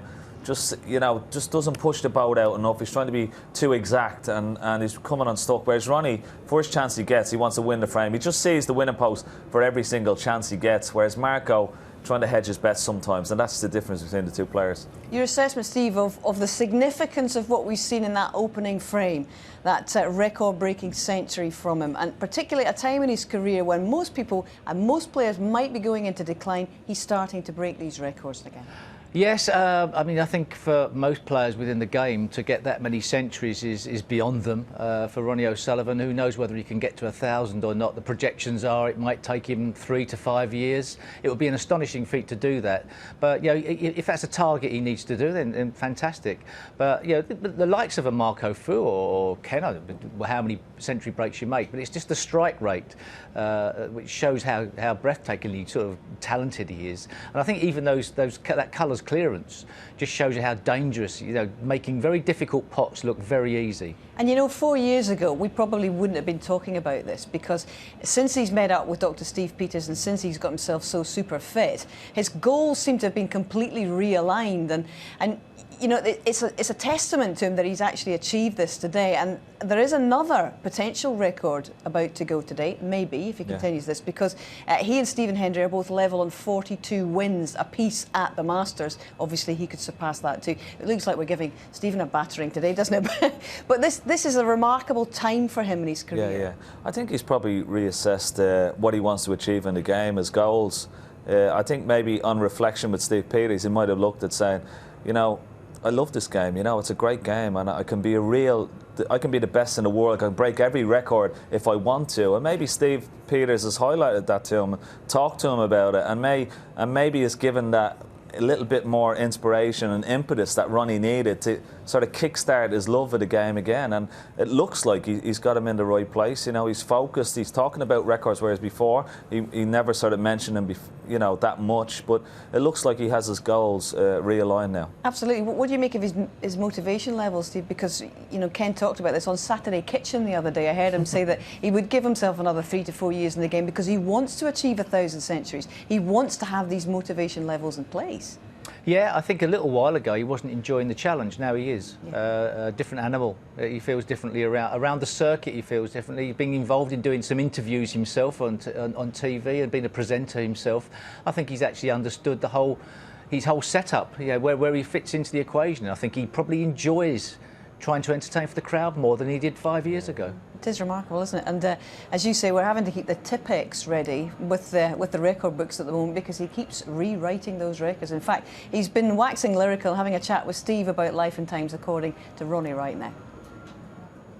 Ronnie, it's the start of a new year. We're at the Masters, but how do you reflect on 2014? Not the season, the year. It was a good year, really. You know, won the Masters, the Welsh Champions Cup in the UK. So for me, it was and the final World Championship. So really, I mean, if I'd won the world, it would have been an amazing year. But even still, you know, I've got to say, you know, it was if someone would have offered it to me, I'd have took it straight away. Memories of the Masters last year was you just blew away the opposition, and obviously, you more than any other player. I've tasted a bit of it, but I think you more than any other player, the expectation of the crowd that every time you turn up, it's going to be a brilliant performance. Yeah, that's tough. Yeah, it's hard, you know, because, you know, you have that level of expectation within yourself as well. You know, there's days where you think, I'm playing really well, I'm cueing really well, and, you know, just let me get out there and play in a match. I feel like I'm going to, like, really play well and dominate and stuff like that. But then when I was thinking back, I think, you know, I've won the Champions Cup, won the UK, won my 2 qualifiers. You know, I'm on quite a bit of a streak, and at some point, law of averages says it has to come to an end. But you're right, you know, the expectation level is too much sometimes. You know, it's not an easy game. OK, well, I hate to mention this, but I've got the T-shirt for this. You are fast approaching your 40th birthday. How do you view yourself now as a player when you see so many young players coming through? Do you still mentally consider yourself one of the younger players, or do you look at yourself as the old guard? Yeah, definitely the old guard. Everyone I play, you know, is like 25, 26, 31, 32. They're kind of, you know, getting nearer to my age, if you like. But you know, I definitely feel like, you know, I must be the old guard, you know. But it's is the training, the running part to try and hold back the years, to try and, you know, go back into your 40s playing snooker? Have you got any ideas about how long you're going to play competing? I mean, to be fair, at the moment, I was just saying, you know, my levels now are not like my levels were 18 months ago. I was kind of going through opponents much more efficiently. Whereas the last year, 18 months, I've kind of got results, barring this tournament last year in the Welsh, but a lot of it has been a little bit spluttery, you know, patchy in spells. So I'm probably going to try and play more events to try and recapture what I thought was my best form, if you like, 18 months, 2 years ago. Because it is a great feeling, you know, you only get one opportunity in life. I am enjoying my snooker. I want to see if I can. If I can't, then obviously I'll go back and go, well, it obviously wasn't the tournaments it was playing, it was just maybe a spell that I was going through. And, you know, and but, you know, that's my goal, really. But that is the catch-22 situation that you personally find yourself in. If you play so much, you hate it because you don't want to be a slave to the table. But if you don't play enough, there's so many good players now. Ready to mop up the tiers. I think, you know, with Barry bringing in a lot more events, you can see snooker's going to kind of go in the same way as darts. You know, when we first got darts, the standard was here. Now the standard is there, and it can only be, I think, because they're playing regular week in, week out, and it's just kind of like they're going, you know, they're quickly getting into gear a lot quicker. And I think the more events you play, and you know, there is a kind of point where it becomes negative, the amount you play, and I think. For me, it'll just be probably playing the smaller events and kind of just getting what I feel like I need out of it, which is maybe 3, 4, 5 games. Probably not kind of trying my hardest to win them, but just kind of using it as match practice. A little bit like what the tennis players do in their build-up to probably the French or the Wimbledon. They'll play a little event, but you won't see them running around chasing every ball. And I think that's probably the way I will approach it and think, you know what, I've got 3, 4... Like if I go to a PTC event, I think as long as I got through the first day, it served its purpose. You know, it keeps you interested, keeps you in touch with the game, keeps you in touch with the other players, I think. And I think it's important to do that, and the only reason why I say that is because obviously I've looked at darts and kind of thought, well, snooker is kind of going that way, and if you want to compete, you kind of got to kind of maybe not play as much as everybody else is playing, but you know, a bit more than I have been over the last 18 months. As far as motivation and you know, goals for the game, you haven't got many left in some respects, but what about the record books?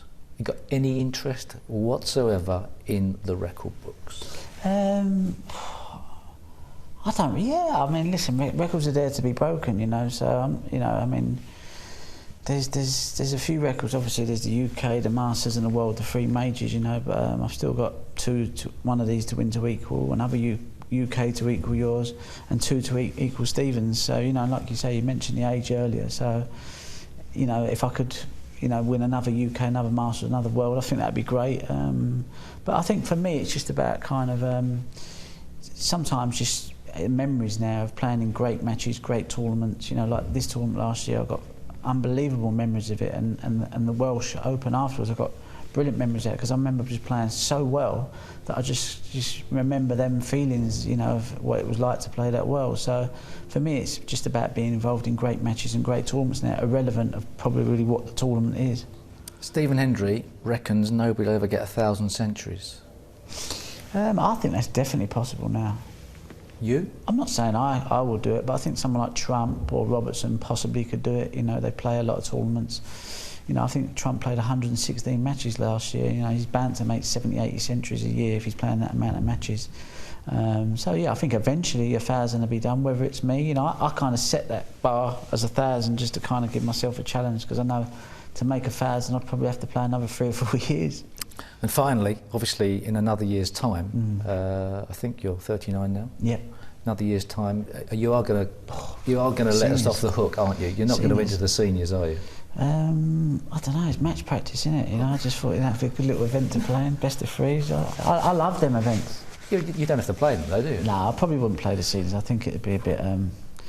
Yeah, a bit unfair. You know, I'm still competing on the main tour. Thanks. You know, I don't mean like that, because I know that you still have to play well to win it. You know, best of 3s. There's some top guys in there. That's very kind of you. Thank you. But I think it's right for the seniors to. Thanks. Have a go. Thanks. Cheers, Ron. No worries.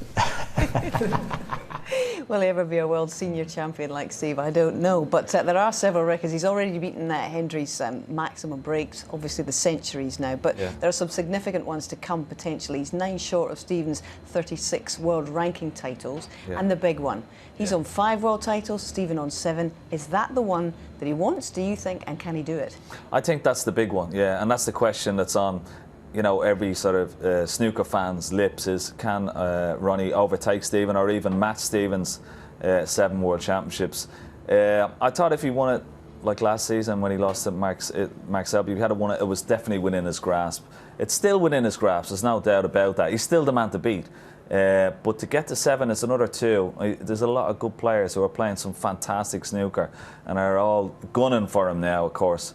It's going to be very, very difficult. But if he still has the same application, the same desire, same motivation that we've been talking about, and clearly from that interview, you know, the same love for the game, I think it's well within his sights. And even listening to him there, he definitely, you can tell in the back of his mind, there are a lot of records there. Whereas before, if you go back 4 or 5 years ago, they were the furthest thing from his mind. But now they are there. You know, he has a vision, and that's always a good sign. It's fascinating times in snooker. Ken, thank you very much. Fascinating times at the table in the Q zone now, because Dr. Davis is in the house for his Masters class today. Steve? Thank you very much, Hazel. Yesterday I was discussing the importance of being able to hit the cue ball up and down the spots. The reason being so that you don't put any unwanted side on the cue ball. And the reason for that is it makes it much easier to pot straight long balls in general. But we've got some emails, some tweets in. Adam Busson says, hi guys, do you line the shot up at the centre of the white and then move the tip over to play side? Neil Fraser says, how on earth do players pot a 6-foot pot or plus more with side spin? And then Daniel Palmer asked perhaps a more important question in some respects. Steve, could you explain and show me what happens when to the cue ball when you put side spin on it? Okay, so here we are. We've got the balk line. I've got a red on the balk line, in line on the cushion, and that's effectively the line of the shot we're going to try to play. Now, if you're playing with centre ball, obviously the cue's on the line of the balk line, you're hitting the centre of the ball, and then hopefully, as long as you cue in the centre all the time, you will hit that red full in the face. But if you put side spin on, a lot of different things can happen. Firstly, lots of different problems apply when you put side spin on. The cue itself can put more side spin on, it can push the ball off course more. The tip can be an important factor as well. The actual ferrule, what that's made of, can make a difference as well. How far from the middle the side spin you put on, and also how hard you hit the ball. So all of these things can push the cue ball further off the course of the line of the cue. So here we are. We've got the line of the balk line, and we're not going to put the tip of the cue and the line of the cue on the balk line. We're going to move it across parallel like that. Now, you're going to hit the right-hand side of the cue ball, the left for you. That is going to push the cue ball to the left. So let's prove that first of all. I'm parallel to the shot. I'm going to push the cue ball off to the left. OK, so if you're going to play a shot and try to hit that red that's on that cushion, as if you could try and pot the ball in a straight line, how do you judge how much to allow if you know full well the ball's going to push off to one side? Effectively, you've got to play to miss the shot, or effectively the line of the cue will be to miss the shot. So instead of having it parallel, you have to somehow work out how much force and how much offside you're going to play on the shot to get the ball to go in a straight line. So to actually hit the ball straight on this particular shot, your cue is not going to be on the line of the shot. Effectively, you're going to be aiming to miss because you've got to try and push the cue ball onto the correct line. It's a nightmare. Every time you play a shot with side, you are basically playing a shot to miss. So over distance, it's even harder. When you're playing over distance, you could be aiming as much as half a ball to miss the shot. So here we are. We're going to try and hit this ball in the centre ball. The cue is effectively across the line of the shot. But this is the only way I can make sure when I play the shot that I push it and hit the middle. It's tough. Don't play side unless you absolutely have to. And the only reason why you are going to play side shots is when you've potted the ball will come off a cushion. If you're going to play a shot where there's no cushions involved, you don't really need side spin on the cue ball. Thank you very much, Steve, and I'm sure that we'll be making a video podcast available of that in order for you to analyse that at your leisure. Anyway, let's remind you of the current state of the draw so far. Quarterfinals, of course, right now. And these are they. Well, of course, we've got the defending champion O'Sullivan continuing his defence against Marco Fu this evening. We're being thoroughly entertained by that. And this evening, it's the turn of Ali Carter, who looked very impressive indeed in the opening round, facing the world number 1 and 2012 Masters winner Neil Robertson. For the first time ever, Joe Perry is in the quarters and taking on yesterday afternoon's winner Mark Allen, who came through a superb contest against John Higgins. And tomorrow night, Stephen Maguire, after his knockout at Judd Trump, takes on Sean Murphy, who dispatched the world champ Mark Selby, of course. Some great names left in this one. Now, not much phases a certain Marco Fu. He's one of the most even-tempered personalities in the game, and he never really reveals many of his emotions when he's actually at the table. So what does he really feel? What does he really get riled about? Shall we find out? Favourite venue is the Guildhall in Preston. Still find it a little bit difficult to play at the Crucible at times. Mark Williams. Yeah, I quite enjoy playing Mark Williams because he plays a very unique game. I quite enjoy watching Friends, but they stopped showing it 10 years ago, which I still miss. Cricket, because I don't understand what they're doing. The female singers, Pink, Taylor Swift, Rihanna. Heavy metal, I think, don't like that. Quite admire the people that have a lot of confidence, like Muhammad Ali, Bruce Lee. They've got an aura. Hypocrite, I think. Italian and Indian, once in a while I really enjoy, but if I have to have it every day, it's got to be Chinese. Middle East food? Yeah. Cup of coffee? Yeah, always enjoy a cup of coffee. Alcohol. When I got friends, we get together for a meal, all they do is just look at the phone instead of talking to you. So yeah, I find that quite irritating. The people that are extremely slow and the people that are extremely fast annoy me. Everything about it is great. There's no negative about it, apart from a few sleepless nights. Yes, I'm with you on the phones in restaurants, Marco, very much so. Anyway, let's get back to this one. Marco has a lot to do. He's 1-3 down against the defending champion Ronnie O'Sullivan. And Stephen Hendry, alongside John Virgo in that commentary box. He could be about to nick another one of your records this afternoon, Stephen. Sorry to remind you. Thanks, Hazel. It's been a good day for me so far, John.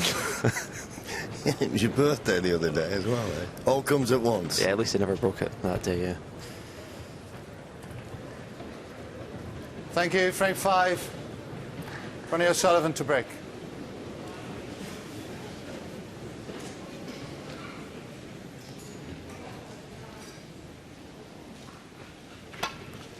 So it'll be interesting to see if there's any change of game plan as far as Marco Fu's concerned. Should have won that fourth frame. Right away, a chance of a straight red. Stun for the black if the black goes to the left corner.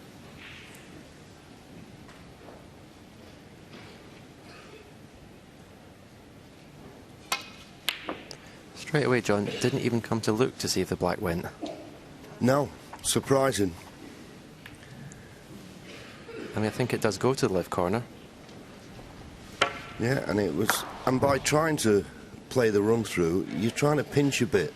Whereas, as you say, if it had come down, black went to the left corner, just a straightforward stun in on the red. Made the pot more difficult.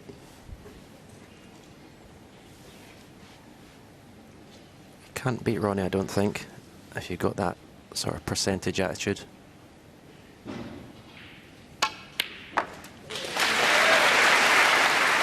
One good pot, but just couldn't get the cue ball across the face of the pink for the pink into the middle, so just a safety. Ronnie O'Sullivan 1.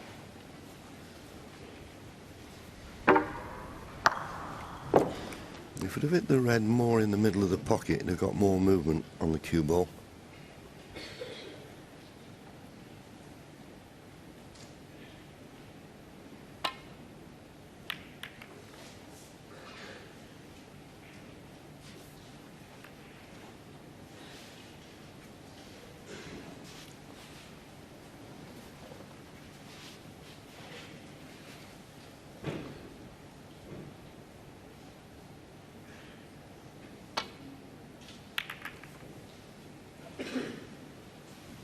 big target behind green and brown. And he's found it.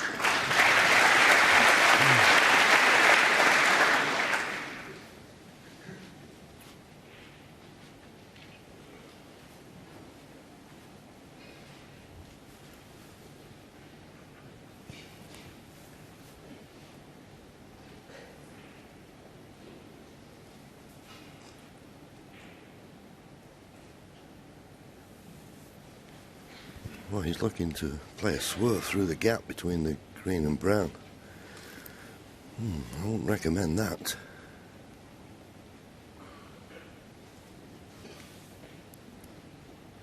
He's looking at it again. This could go all wrong.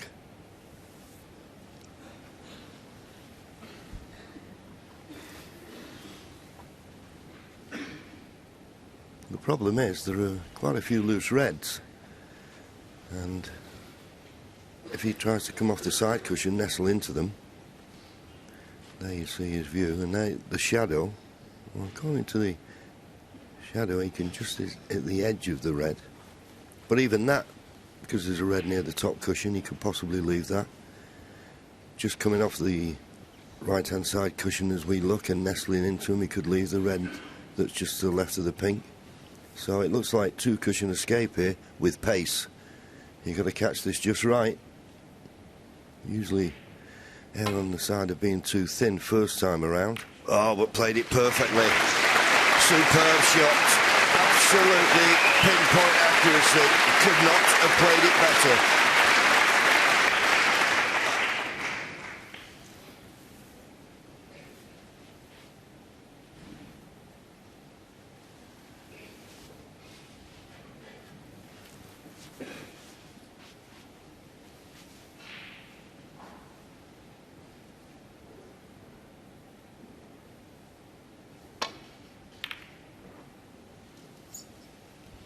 Oh, that was a good shot. Played that with a lot of right-hand side, so when he came off the second cushion, the cue ball straightened up. It'd have been a better shot, obviously, if he hadn't kissed the green, but he was in a problem there, Ronnie, and coped with it very well. You very rarely see Ronnie play a safety shot playing ball. He joins always playing it with some sort of side, manoeuvring the cue ball where he wants. Very similar. Like great Alex Higgins in that respect, he never seemed to play a playing ball shot. Yeah, and of course, on these super fine cloths, when you're playing with side, you've got to be very accurate, and you've got to cue the ball well. There's a chance for Ronnie.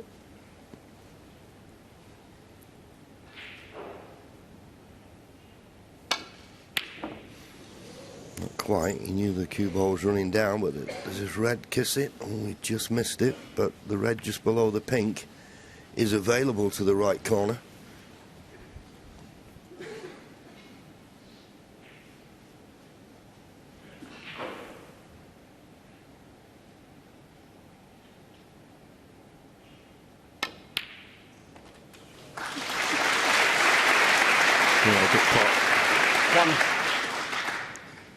Now, has he got the angle? The red that's just above the black. I think the angle is to follow through of the black cushion. I think it's a natural angle. May even play the brown of 3 cushions for the same red.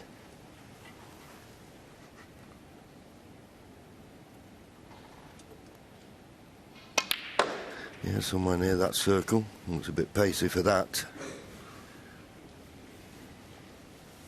Well, he's still got the red that's closest to the top cushion, but Stephen said he'd much prefer to have been on the red that's just above the black.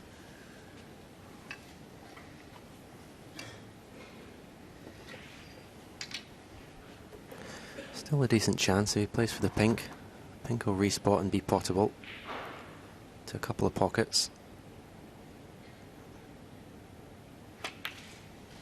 6. Okay. Of course, getting rid of that red makes the black clearly available now to the right corner. Yep, thank you.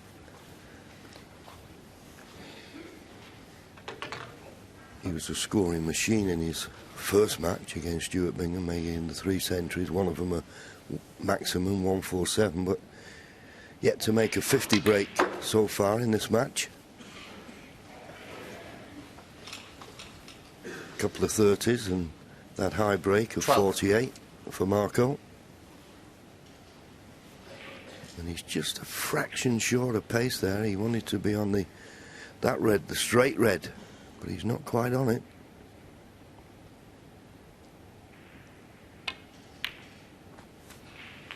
$13. But found an alternative. Nicely on the pink, and now he can play for this red just above the black. Yeah, this black in the open. It's a good chance, this now.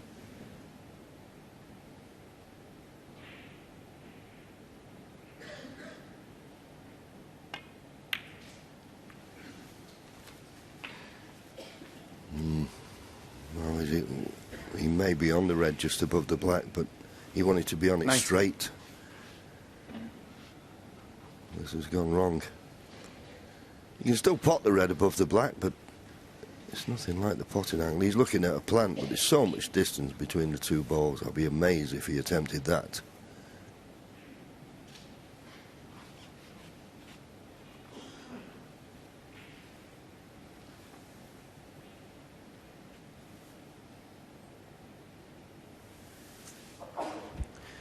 He's looking at playing off 2 cushions for the pink to left centre, but he's got to judge the connection on the black right.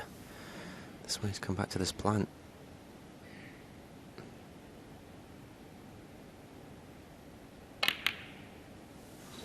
You say, John, that was risky. Michael Fu, 19. Yeah, I said I'd be amazed if he took it on. He could have played the red next to the black with topspin. Just made sure the pot and the cue ball would be up towards the blue or bolt colours. So he's just, it's like it's a lack of composure with his shot selection today. Yeah, I think you hit the nail on the head at the start of the match. You were just hoping that he could produce the type of game that he did against Stuart Bingham, but of course Ronnie O'Sullivan is a different proposition.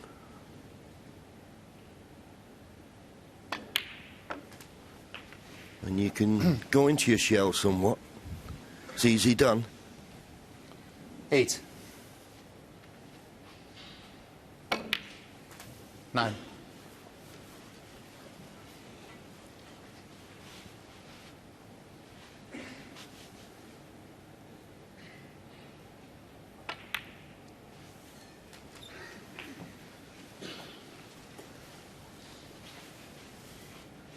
$16.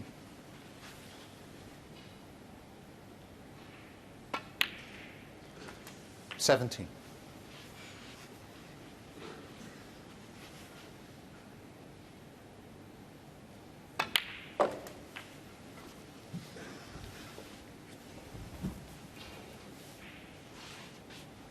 24.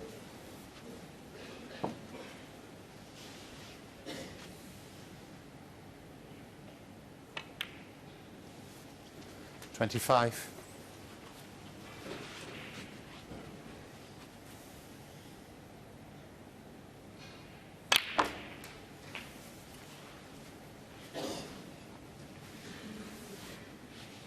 32.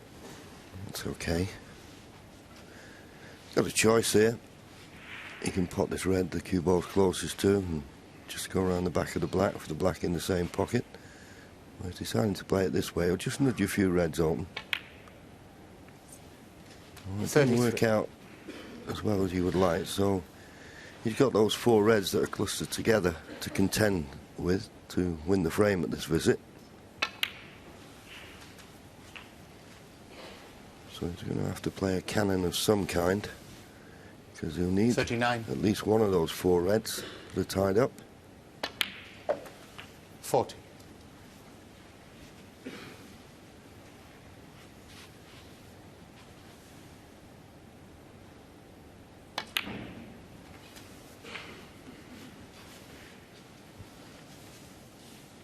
$47. Yeah. Yeah, when he does play the cannon, the only thing he's got to be careful of is if he gets a full ball contact on any of them reds, the cue ball could stick on them. No more rest. High on the pink to the right corner would be the easiest way of splitting them. But he can't play that now.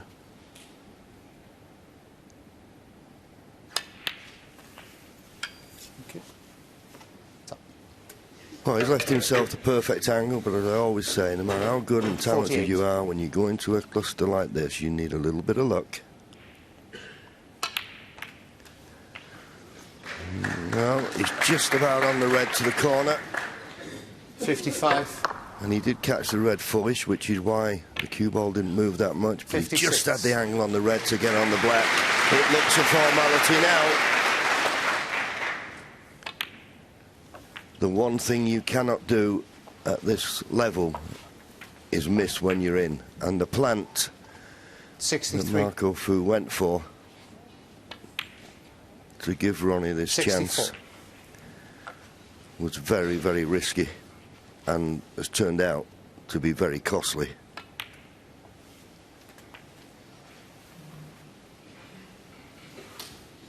$71. 72.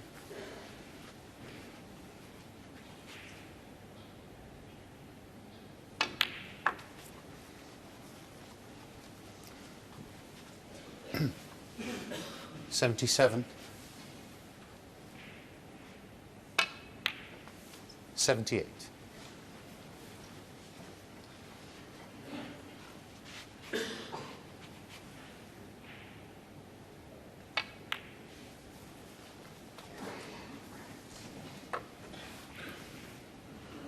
$82. Sorry, 85.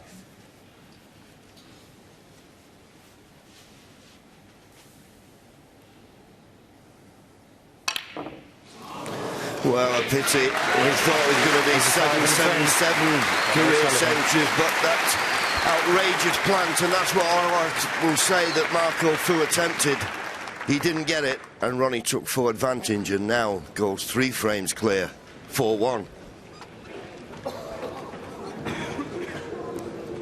Well, Stephen, as I said during the frame, you were saying you hoped that Marco could come out today and produce his best, and normally his great strength is when he's in amongst the balls, but he's not scoring, is he? No, his cue ball control has not been what it usually is. Here we see he's playing to follow through for either the red next to the black, I think the red he's playing for, or he's always got the red that's to the left of that one, to the left corner. And he's potted the pink in the left-hand side of the pockets. He looks at it, he's flicked the red, so now he's faced with this shot. He can play the red next to the black with top spin and go up for the blue. But as you said, there's so much distance between the object ball and the ball he's playing here that's very tricky. I know he had nothing to do with the cue ball, but just risky. But it's his positional play that's been letting him down, which is unusual for Marco. Yeah, maybe it's come out after the interval thinking, when I get opportunities, I'm going to have to score heavier than I have. And Thank you. sometimes that can force you to push the boat out a little bit too much. He certainly did then.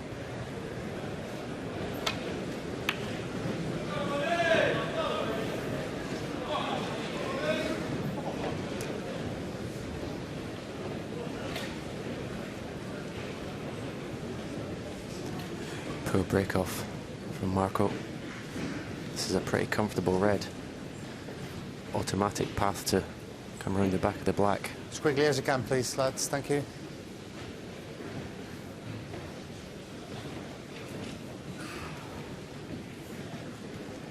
A shot that professionals expect to get probably 7 or 8 out of 10.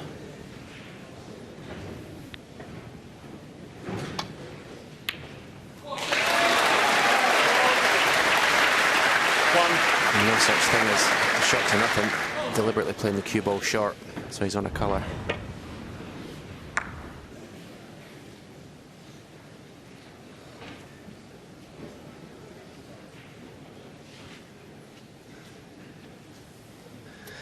Now, if you could get that cue ball somewhere near the circle, he'd have a nice red to the corner. Just about on it. 3.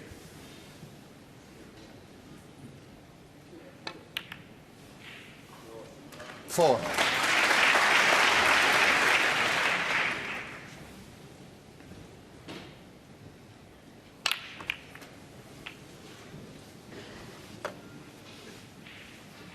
Well, he's just not really got enough action on the cue ball there. He's normally very good at that Touching shot. ball, that one.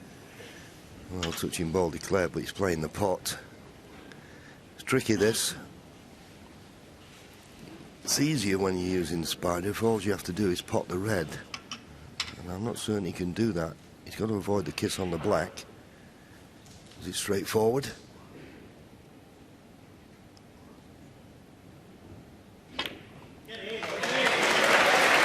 Well, he didn't have to do much to avoid the kiss on the black. He's still just short of ideal position on the blue, but a good pot. Never easy using that implement.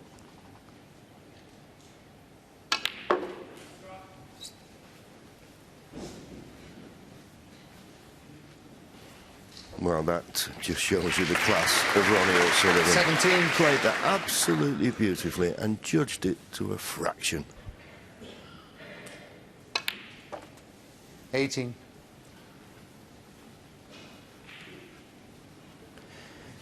Be going into the pink here. If anything, he'd like to hit the pink on the right-hand side as we look at it. Well, he's looking at ball colours, but I think going into the pack's the shot. As we look at it, the right-hand side of the pink, the cue ball's always going to can the other red, so... Well, in the end, he's not going to play that shot. A little bit surprised.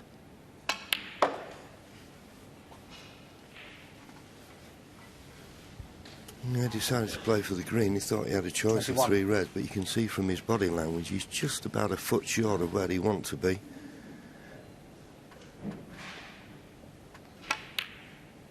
Knew he was going to run into the second red. Doesn't it cost him? It has. He's 22. not on the black.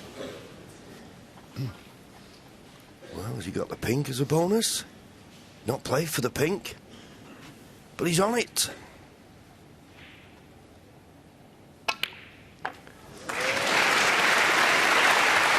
Give me a second, please, Ronnie. At the moment, it just looks like he's cruising to victory, John. Marco's not taking his chances, and Ronnie looks... He can basically do what he wants on the table now. Well, you've always said, Stephen, and no one would know better than you, but when 28. your opponent's not putting you under pressure, then, you know, you just feel as though... 29. As long as you don't make any silly mistakes, you're going to win, and I'm certain Ronnie's feeling in a comfort zone here. You have to concentrate, of course, on every shot, but that's part and parcel of being a great champion. Just underhit that slightly. These are always tricky, these, when you're playing them into a blind pocket. Can he avoid the kiss on the black? He could. And therefore, he could get nicely on the black.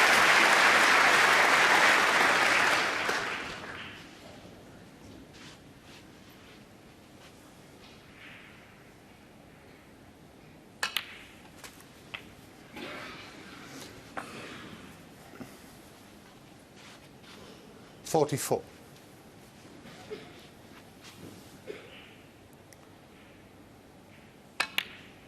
45.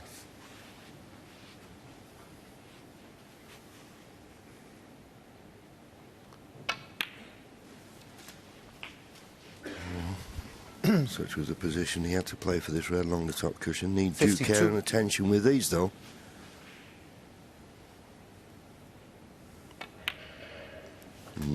Never touched the side. Now, a little cannon. Those 2 reds just to the right of the cluster, just nudge into those. And that's nicely played.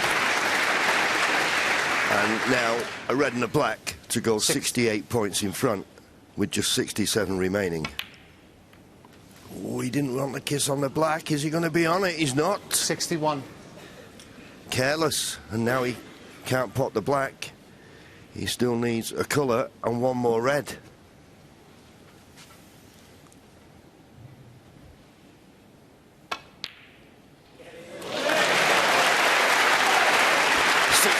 Points in front, 67 remaining. 66. Red required.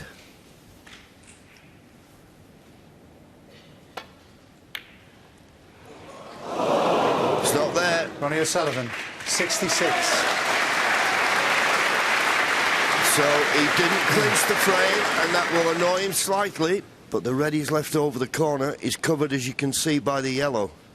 But there is another red that's available, but there's pressure on this. This is a must-get pot.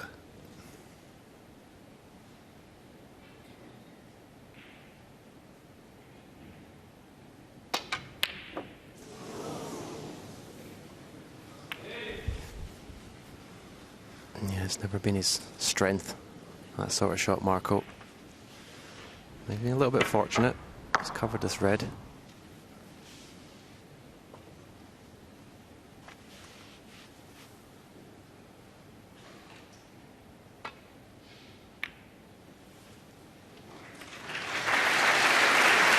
Yeah, nicely played. The main priority, of course, was to get that red away from the corner pocket. As I say, Ronnie will be a little bit disappointed. He didn't clinch the frame at the visit before. If Marco does get a chance, he needs the 5 remaining reds with blacks. And this red, well, it's kissed the blue, so it's not bad. Ronnie will not really want to be playing safe off the 2 reds to the left of the pink. He'll want to keep them tied up.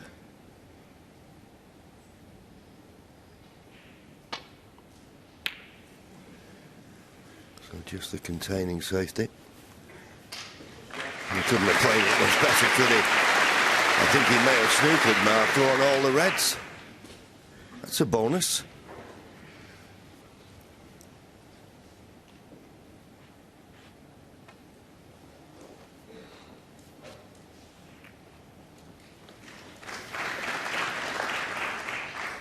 Touching ball. No touching ball. Just makes it that much easier for Ronnie to play the safety. He's trying to get in behind the black again.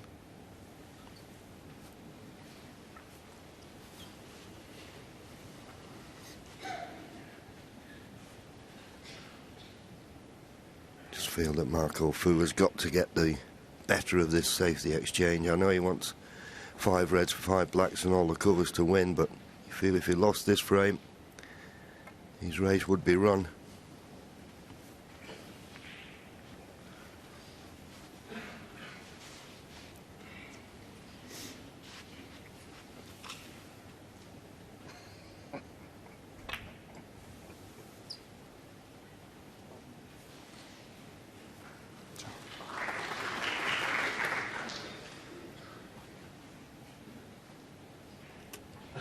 That's probably a more telling snooker than the ones that Ronnie has been played.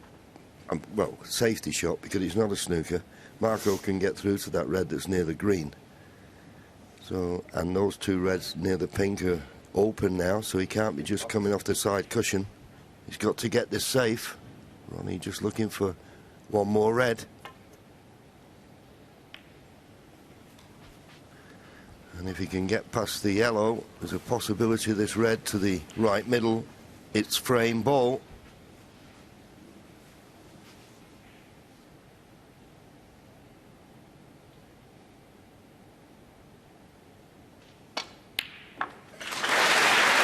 Right in the heart of the pocket.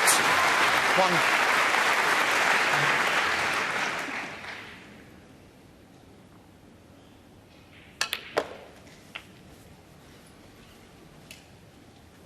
Just a little bounce I detected there, which probably took a little bit of pace out of the cue ball, but 74 points the lead, 59 remaining. And if this red goes in, Marco Fu will not be coming back to the table. Well, he didn't go in, he missed it by a long way. Now a decision for Marco. He's conceded, he nods his concession. So Marco Fu really up against it now. At the moment, it's a stroll in the park for Ronnie O'Sullivan. He's now 1 frame away from a place in the semi-final. He leads 5 frames to 1. Yes, he's on the cusp of an 11th semi-final here at the Masters. And has Marco Fu's boat sailed here? Has it gone? It would appear so. He hasn't looked as assured as he did in his first round match. He looked a lot more comfortable around the table in that game. And Well, that's tough against Ronnie O'Sullivan. I think he puts everybody out of his stride. He really does ask a lot of all departments of your game, especially positionally. And I think Marco's not really been on it today in that respect. In saying that, this was exactly the same situation against Ricky Walden, and suddenly we had a bit of a fight from Ricky, and it was in the end a rather intriguing finish. But do you feel that he's in that kind of form today to be able to produce the same sort of thing, Ken? No, I think it was just a lack of concentration from Ronnie in that match. He was a little bit startled losing that frame when his opponent needed snookers. I don't think he's going to make that same mistake today. From Marco's point of view, I just think, you know, he doesn't have that cut and thrust that he needs to have, that confidence to actually be a little bit more sort of proactive when he's in amongst the balls and try and win the frame in one visit, just like he did. It's just, you know, when you're out there, you just got to think that it's very hard to do. You just got to play the balls, play the table. But sometimes, you know, when your opponent is in your chair like Ronnie O'Sullivan, when you know that if you make a mistake and he's going to pounce and win the frame, it just clouds your vision sometimes, and that's exactly what's happened to Marco today. And how much of it might the occasion be as well? Out there, it's Ronnie's home event, he's clearly the favourite, he's making records, standing ovations. It's a reasonably intimidating atmosphere at times. It is, but I mean, Marco's been there. He knows that. I think just you know, if you were going to say, you know, what's the difference between Ronnie O'Sullivan and Marco Fu is the fact that if you played this match out 100 times, the likelihood is Ronnie's going to win a high percentage of them. It's not that Marco can't, but you know, today is one event, and it's still more likely that Ronnie's going to end up dominating, and that's what's happened. Okay, well, he certainly is at the moment, and he needs one more frame to win a 43rd match at the Masters, and that in itself would be a record. And an excellent start from Ronnie. Excellent break off. So good. Marco.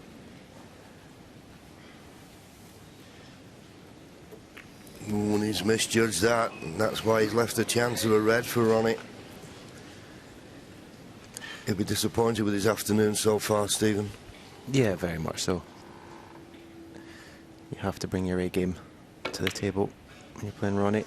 I was going to say, John, I think today, the best part of Ronnie's game has been his safety play. I think it's been incredible. Yes, I would agree. His safety success there is better than Marco's, and also his long pot success. I always think about 66% is good, but it's over 70%. There you see 73% as against 33%. Big difference there, isn't it? 7. So everything to do with his long game, which, you know, and safety's part of the long game as well. He's been superb.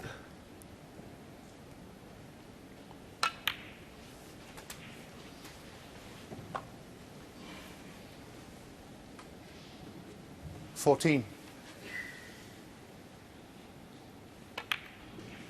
15.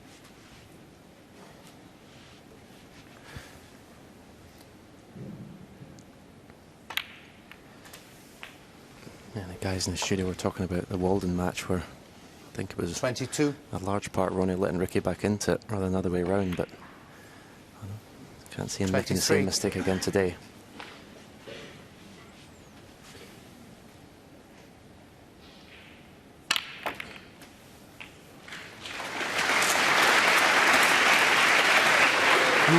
Could have come out better, that. 30. Not quite certain if he's got an easy red to go at here. First look, and that little tap on the table with his chalk tells me he hasn't. This is pushing the boat out, isn't it?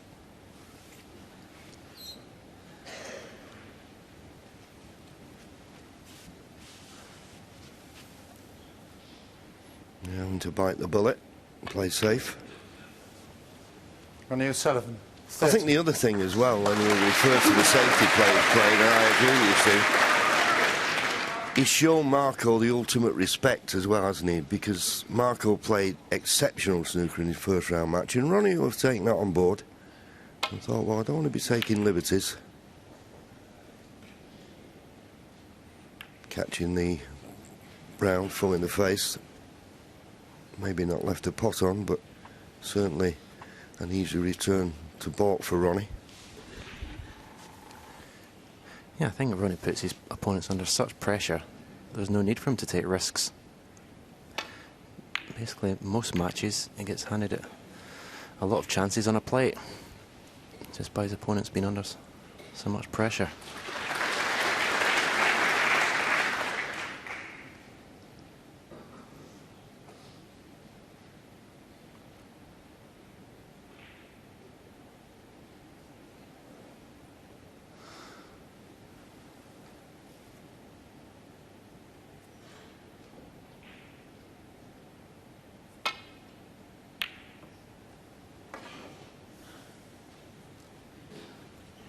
Well, this could run up behind the yellow and be a telling safety. Comes Snooker.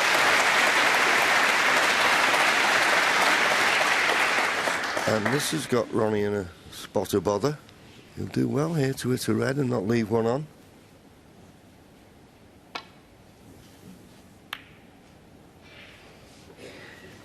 He's done well. Okay, may have left the pot onto the far right corner, but nothing easy.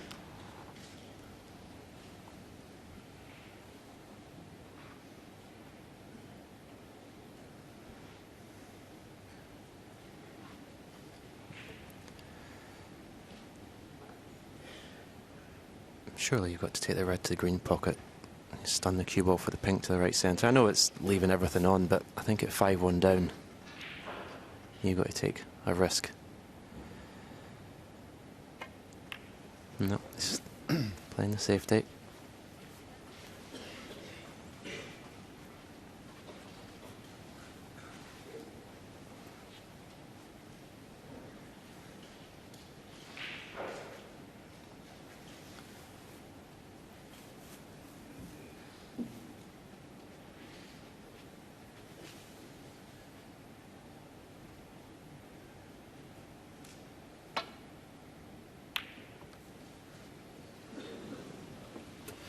I didn't play the pot there. But he's just gone hard enough to give Marco a chance of this red, just to the left of the black, into the right corner.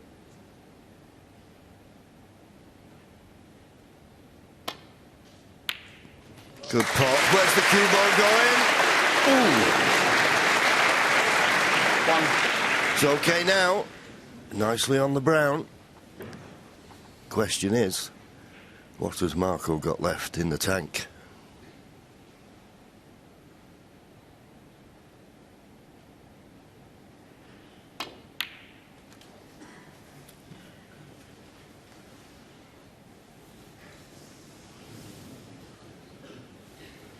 Five. Well, I think he may just be able to pot this red. It'll just pass the black and stun onto the red just to the left a bit. It'll be on the black. There's not always the way. Just a fraction. And they don't drop when you need them to.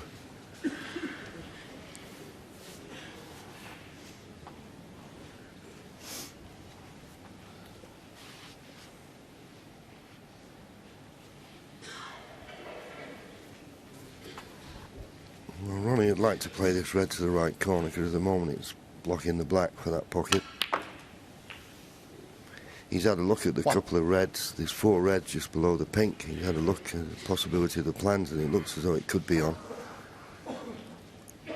Be a little bit disappointed. Well, certainly there's 2 reds there that would go, so you wouldn't have to bother about a plan. But he's not got the right side of the blue. Looking at the bought colour.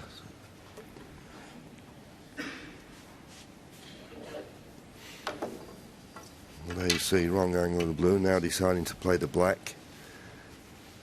Wasn't expecting to miss it, and he doesn't have to do a lot with the cue ball to get positioned. There's those 2 reds in the middle of the table.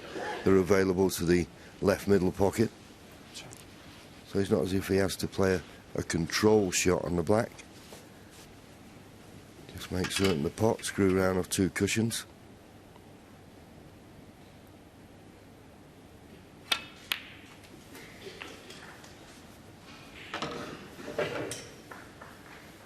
I'm doing nicely.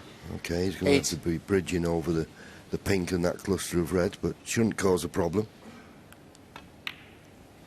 No. Very hard to see now, Stephen, that Marco Fu will get back to the table in this match. No. Getting a touch careless with the cue ball. Let it run a couple inches too far. Natural angle, but no, this is the final shots of this match I think we're seeing now. 14.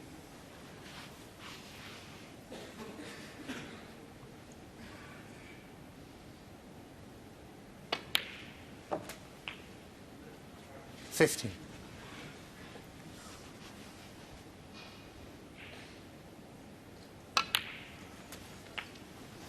And again, we've seen today how if you're playing Ronnie O'Sullivan, 22. you've got to take your chances early. Marco Fu 23. should have been 2-2 at the interval.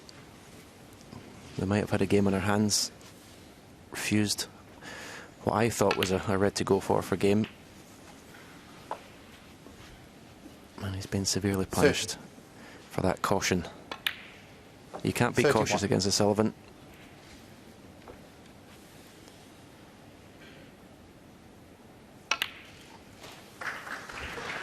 So, in goes the black, pop the red, goes 64 ahead with just 59 remaining. It's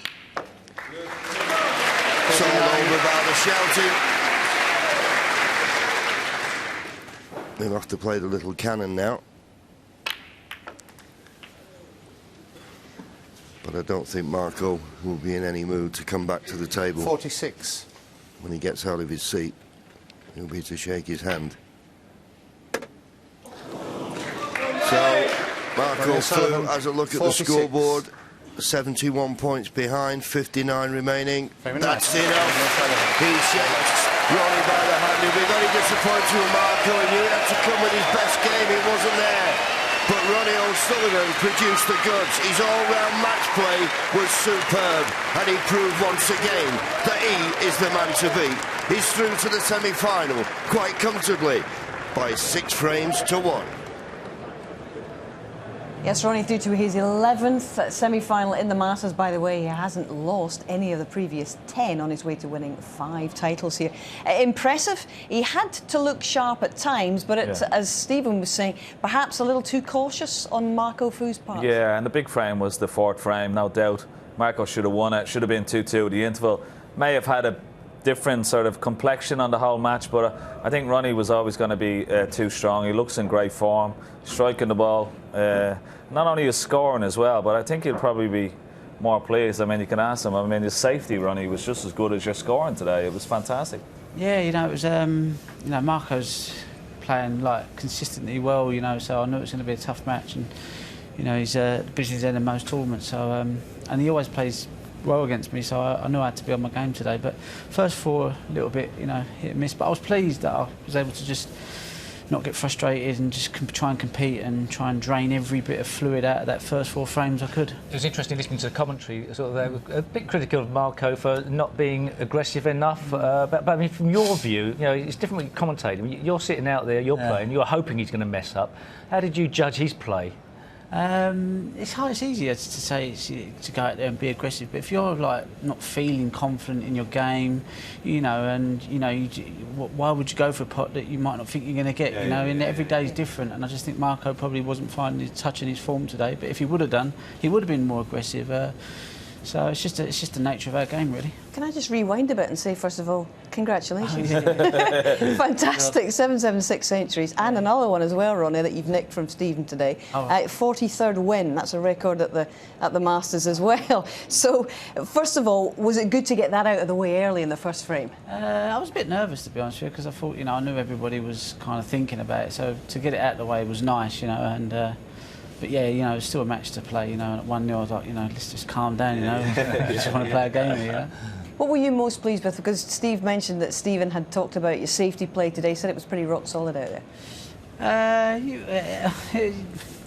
It was all right, you know, I was solid, you know, I think more, like, I was more pleased with how I just didn't get frustrated, because I've been playing so well for quite a while that I just expect to kind of just, you know, reel 5-6 frames off on the trot. I've been doing it quite a lot, so And when you're not feeling in that form, you can easily think, oh, and I just thought, no, every day is different, you know, you can't. There was one great clearance of the colours, and even for you, I mean, you must have thought it wasn't guaranteed. Better than the Maxi. You put a fantastic red. You didn't get on any colour properly. Tough brown, tough yellow. Yeah.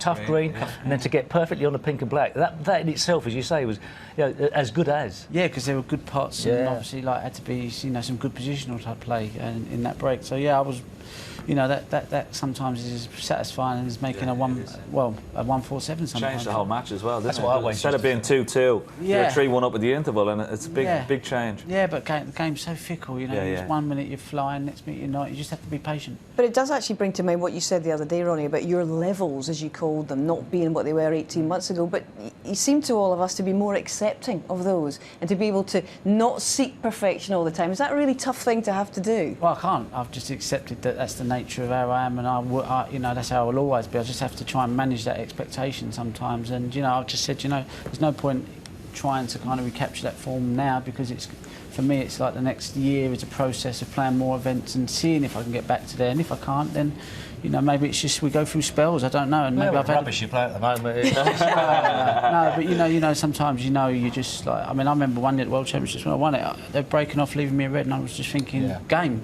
Yeah, you're right. When you're thinking like that, and now I'm thinking, you get a little bit. But it also suggests, I think, that your motivation levels, you've been setting yourself targets. You've talked about 1,000 centuries in the coming years. Yeah. But are your motivation levels now keener than they were a few years back? How much more? Yeah, because I'm playing more now the last 3 or 4 years how I was playing before I turned pro, and I kind of struggled with my game, more mental game, technique-wise for a long time. I just lost interest, to be honest with you. But, now I've got I'm playing decent. You start to enjoy it a bit more. So I'm just, it's like as if I've had a new lease. And for me, even though I'm older, you're meant to kind of be slowing down a bit. For me, it feels like I'm just kind of. It's only been 4 years as a pro, really, that I've really enjoyed it. Yeah, well, you seem to have really turned a corner. We've often talked about Steve Peters and his impact on you, but it's as if you have almost kind of started again. You've realigned your goals. It's as if you know where you're going a bit better now, don't you? Well, I needed it, and I wouldn't have continued if I'd have carried, been in the same frame of mind I was in 2011. I just wouldn't have done it. But to have a good outlook on it, a positive outlook on it, and just feel like you can deal with the ups and the downs, just makes me think, I love it. I do really love it. And I can handle it. How good is it coming out there in front of your home crowd? You got a fantastic reception. Your opponent is playing against that. It's almost like a 12th man in football. But I mean, how good is it for you coming out there in front of your home crowd and playing? Oh, it's lovely. I love it. It's great. But it does bring a lot of its own expectation, because you think if I do lose, they're going to be disappointed, and you don't want to let them down. So. And you've got this pressure of maybe 3 in a row, champion of champions, UK championship, and then rolling on into this one. I wish I'd have been able to play a PGA. I said, I wish I'd have played a tournament in between, got the winning streak out of the way, and start again. Because at some point it's going to have to end, but hopefully it doesn't end here. It can happen in Crondon Park in 10 days' time. Just another quick word before we let you go, Ronnie. I know you're walking and you're not coming down the stairs because obviously you've still got the Weber fracture in your ankle. I noticed that at the interval in the first match against Ricky, you put the brace back on again. What about today? Is it better? It's on. Yeah, I've got to wear it for the next 4 or 5 weeks, really. Yeah. Okay. But you've been keeping fit, obviously, in the meantime. Yeah, in the gym. I can still run. I've been running the last couple of days, but I've been in the gym and I've been enjoying that.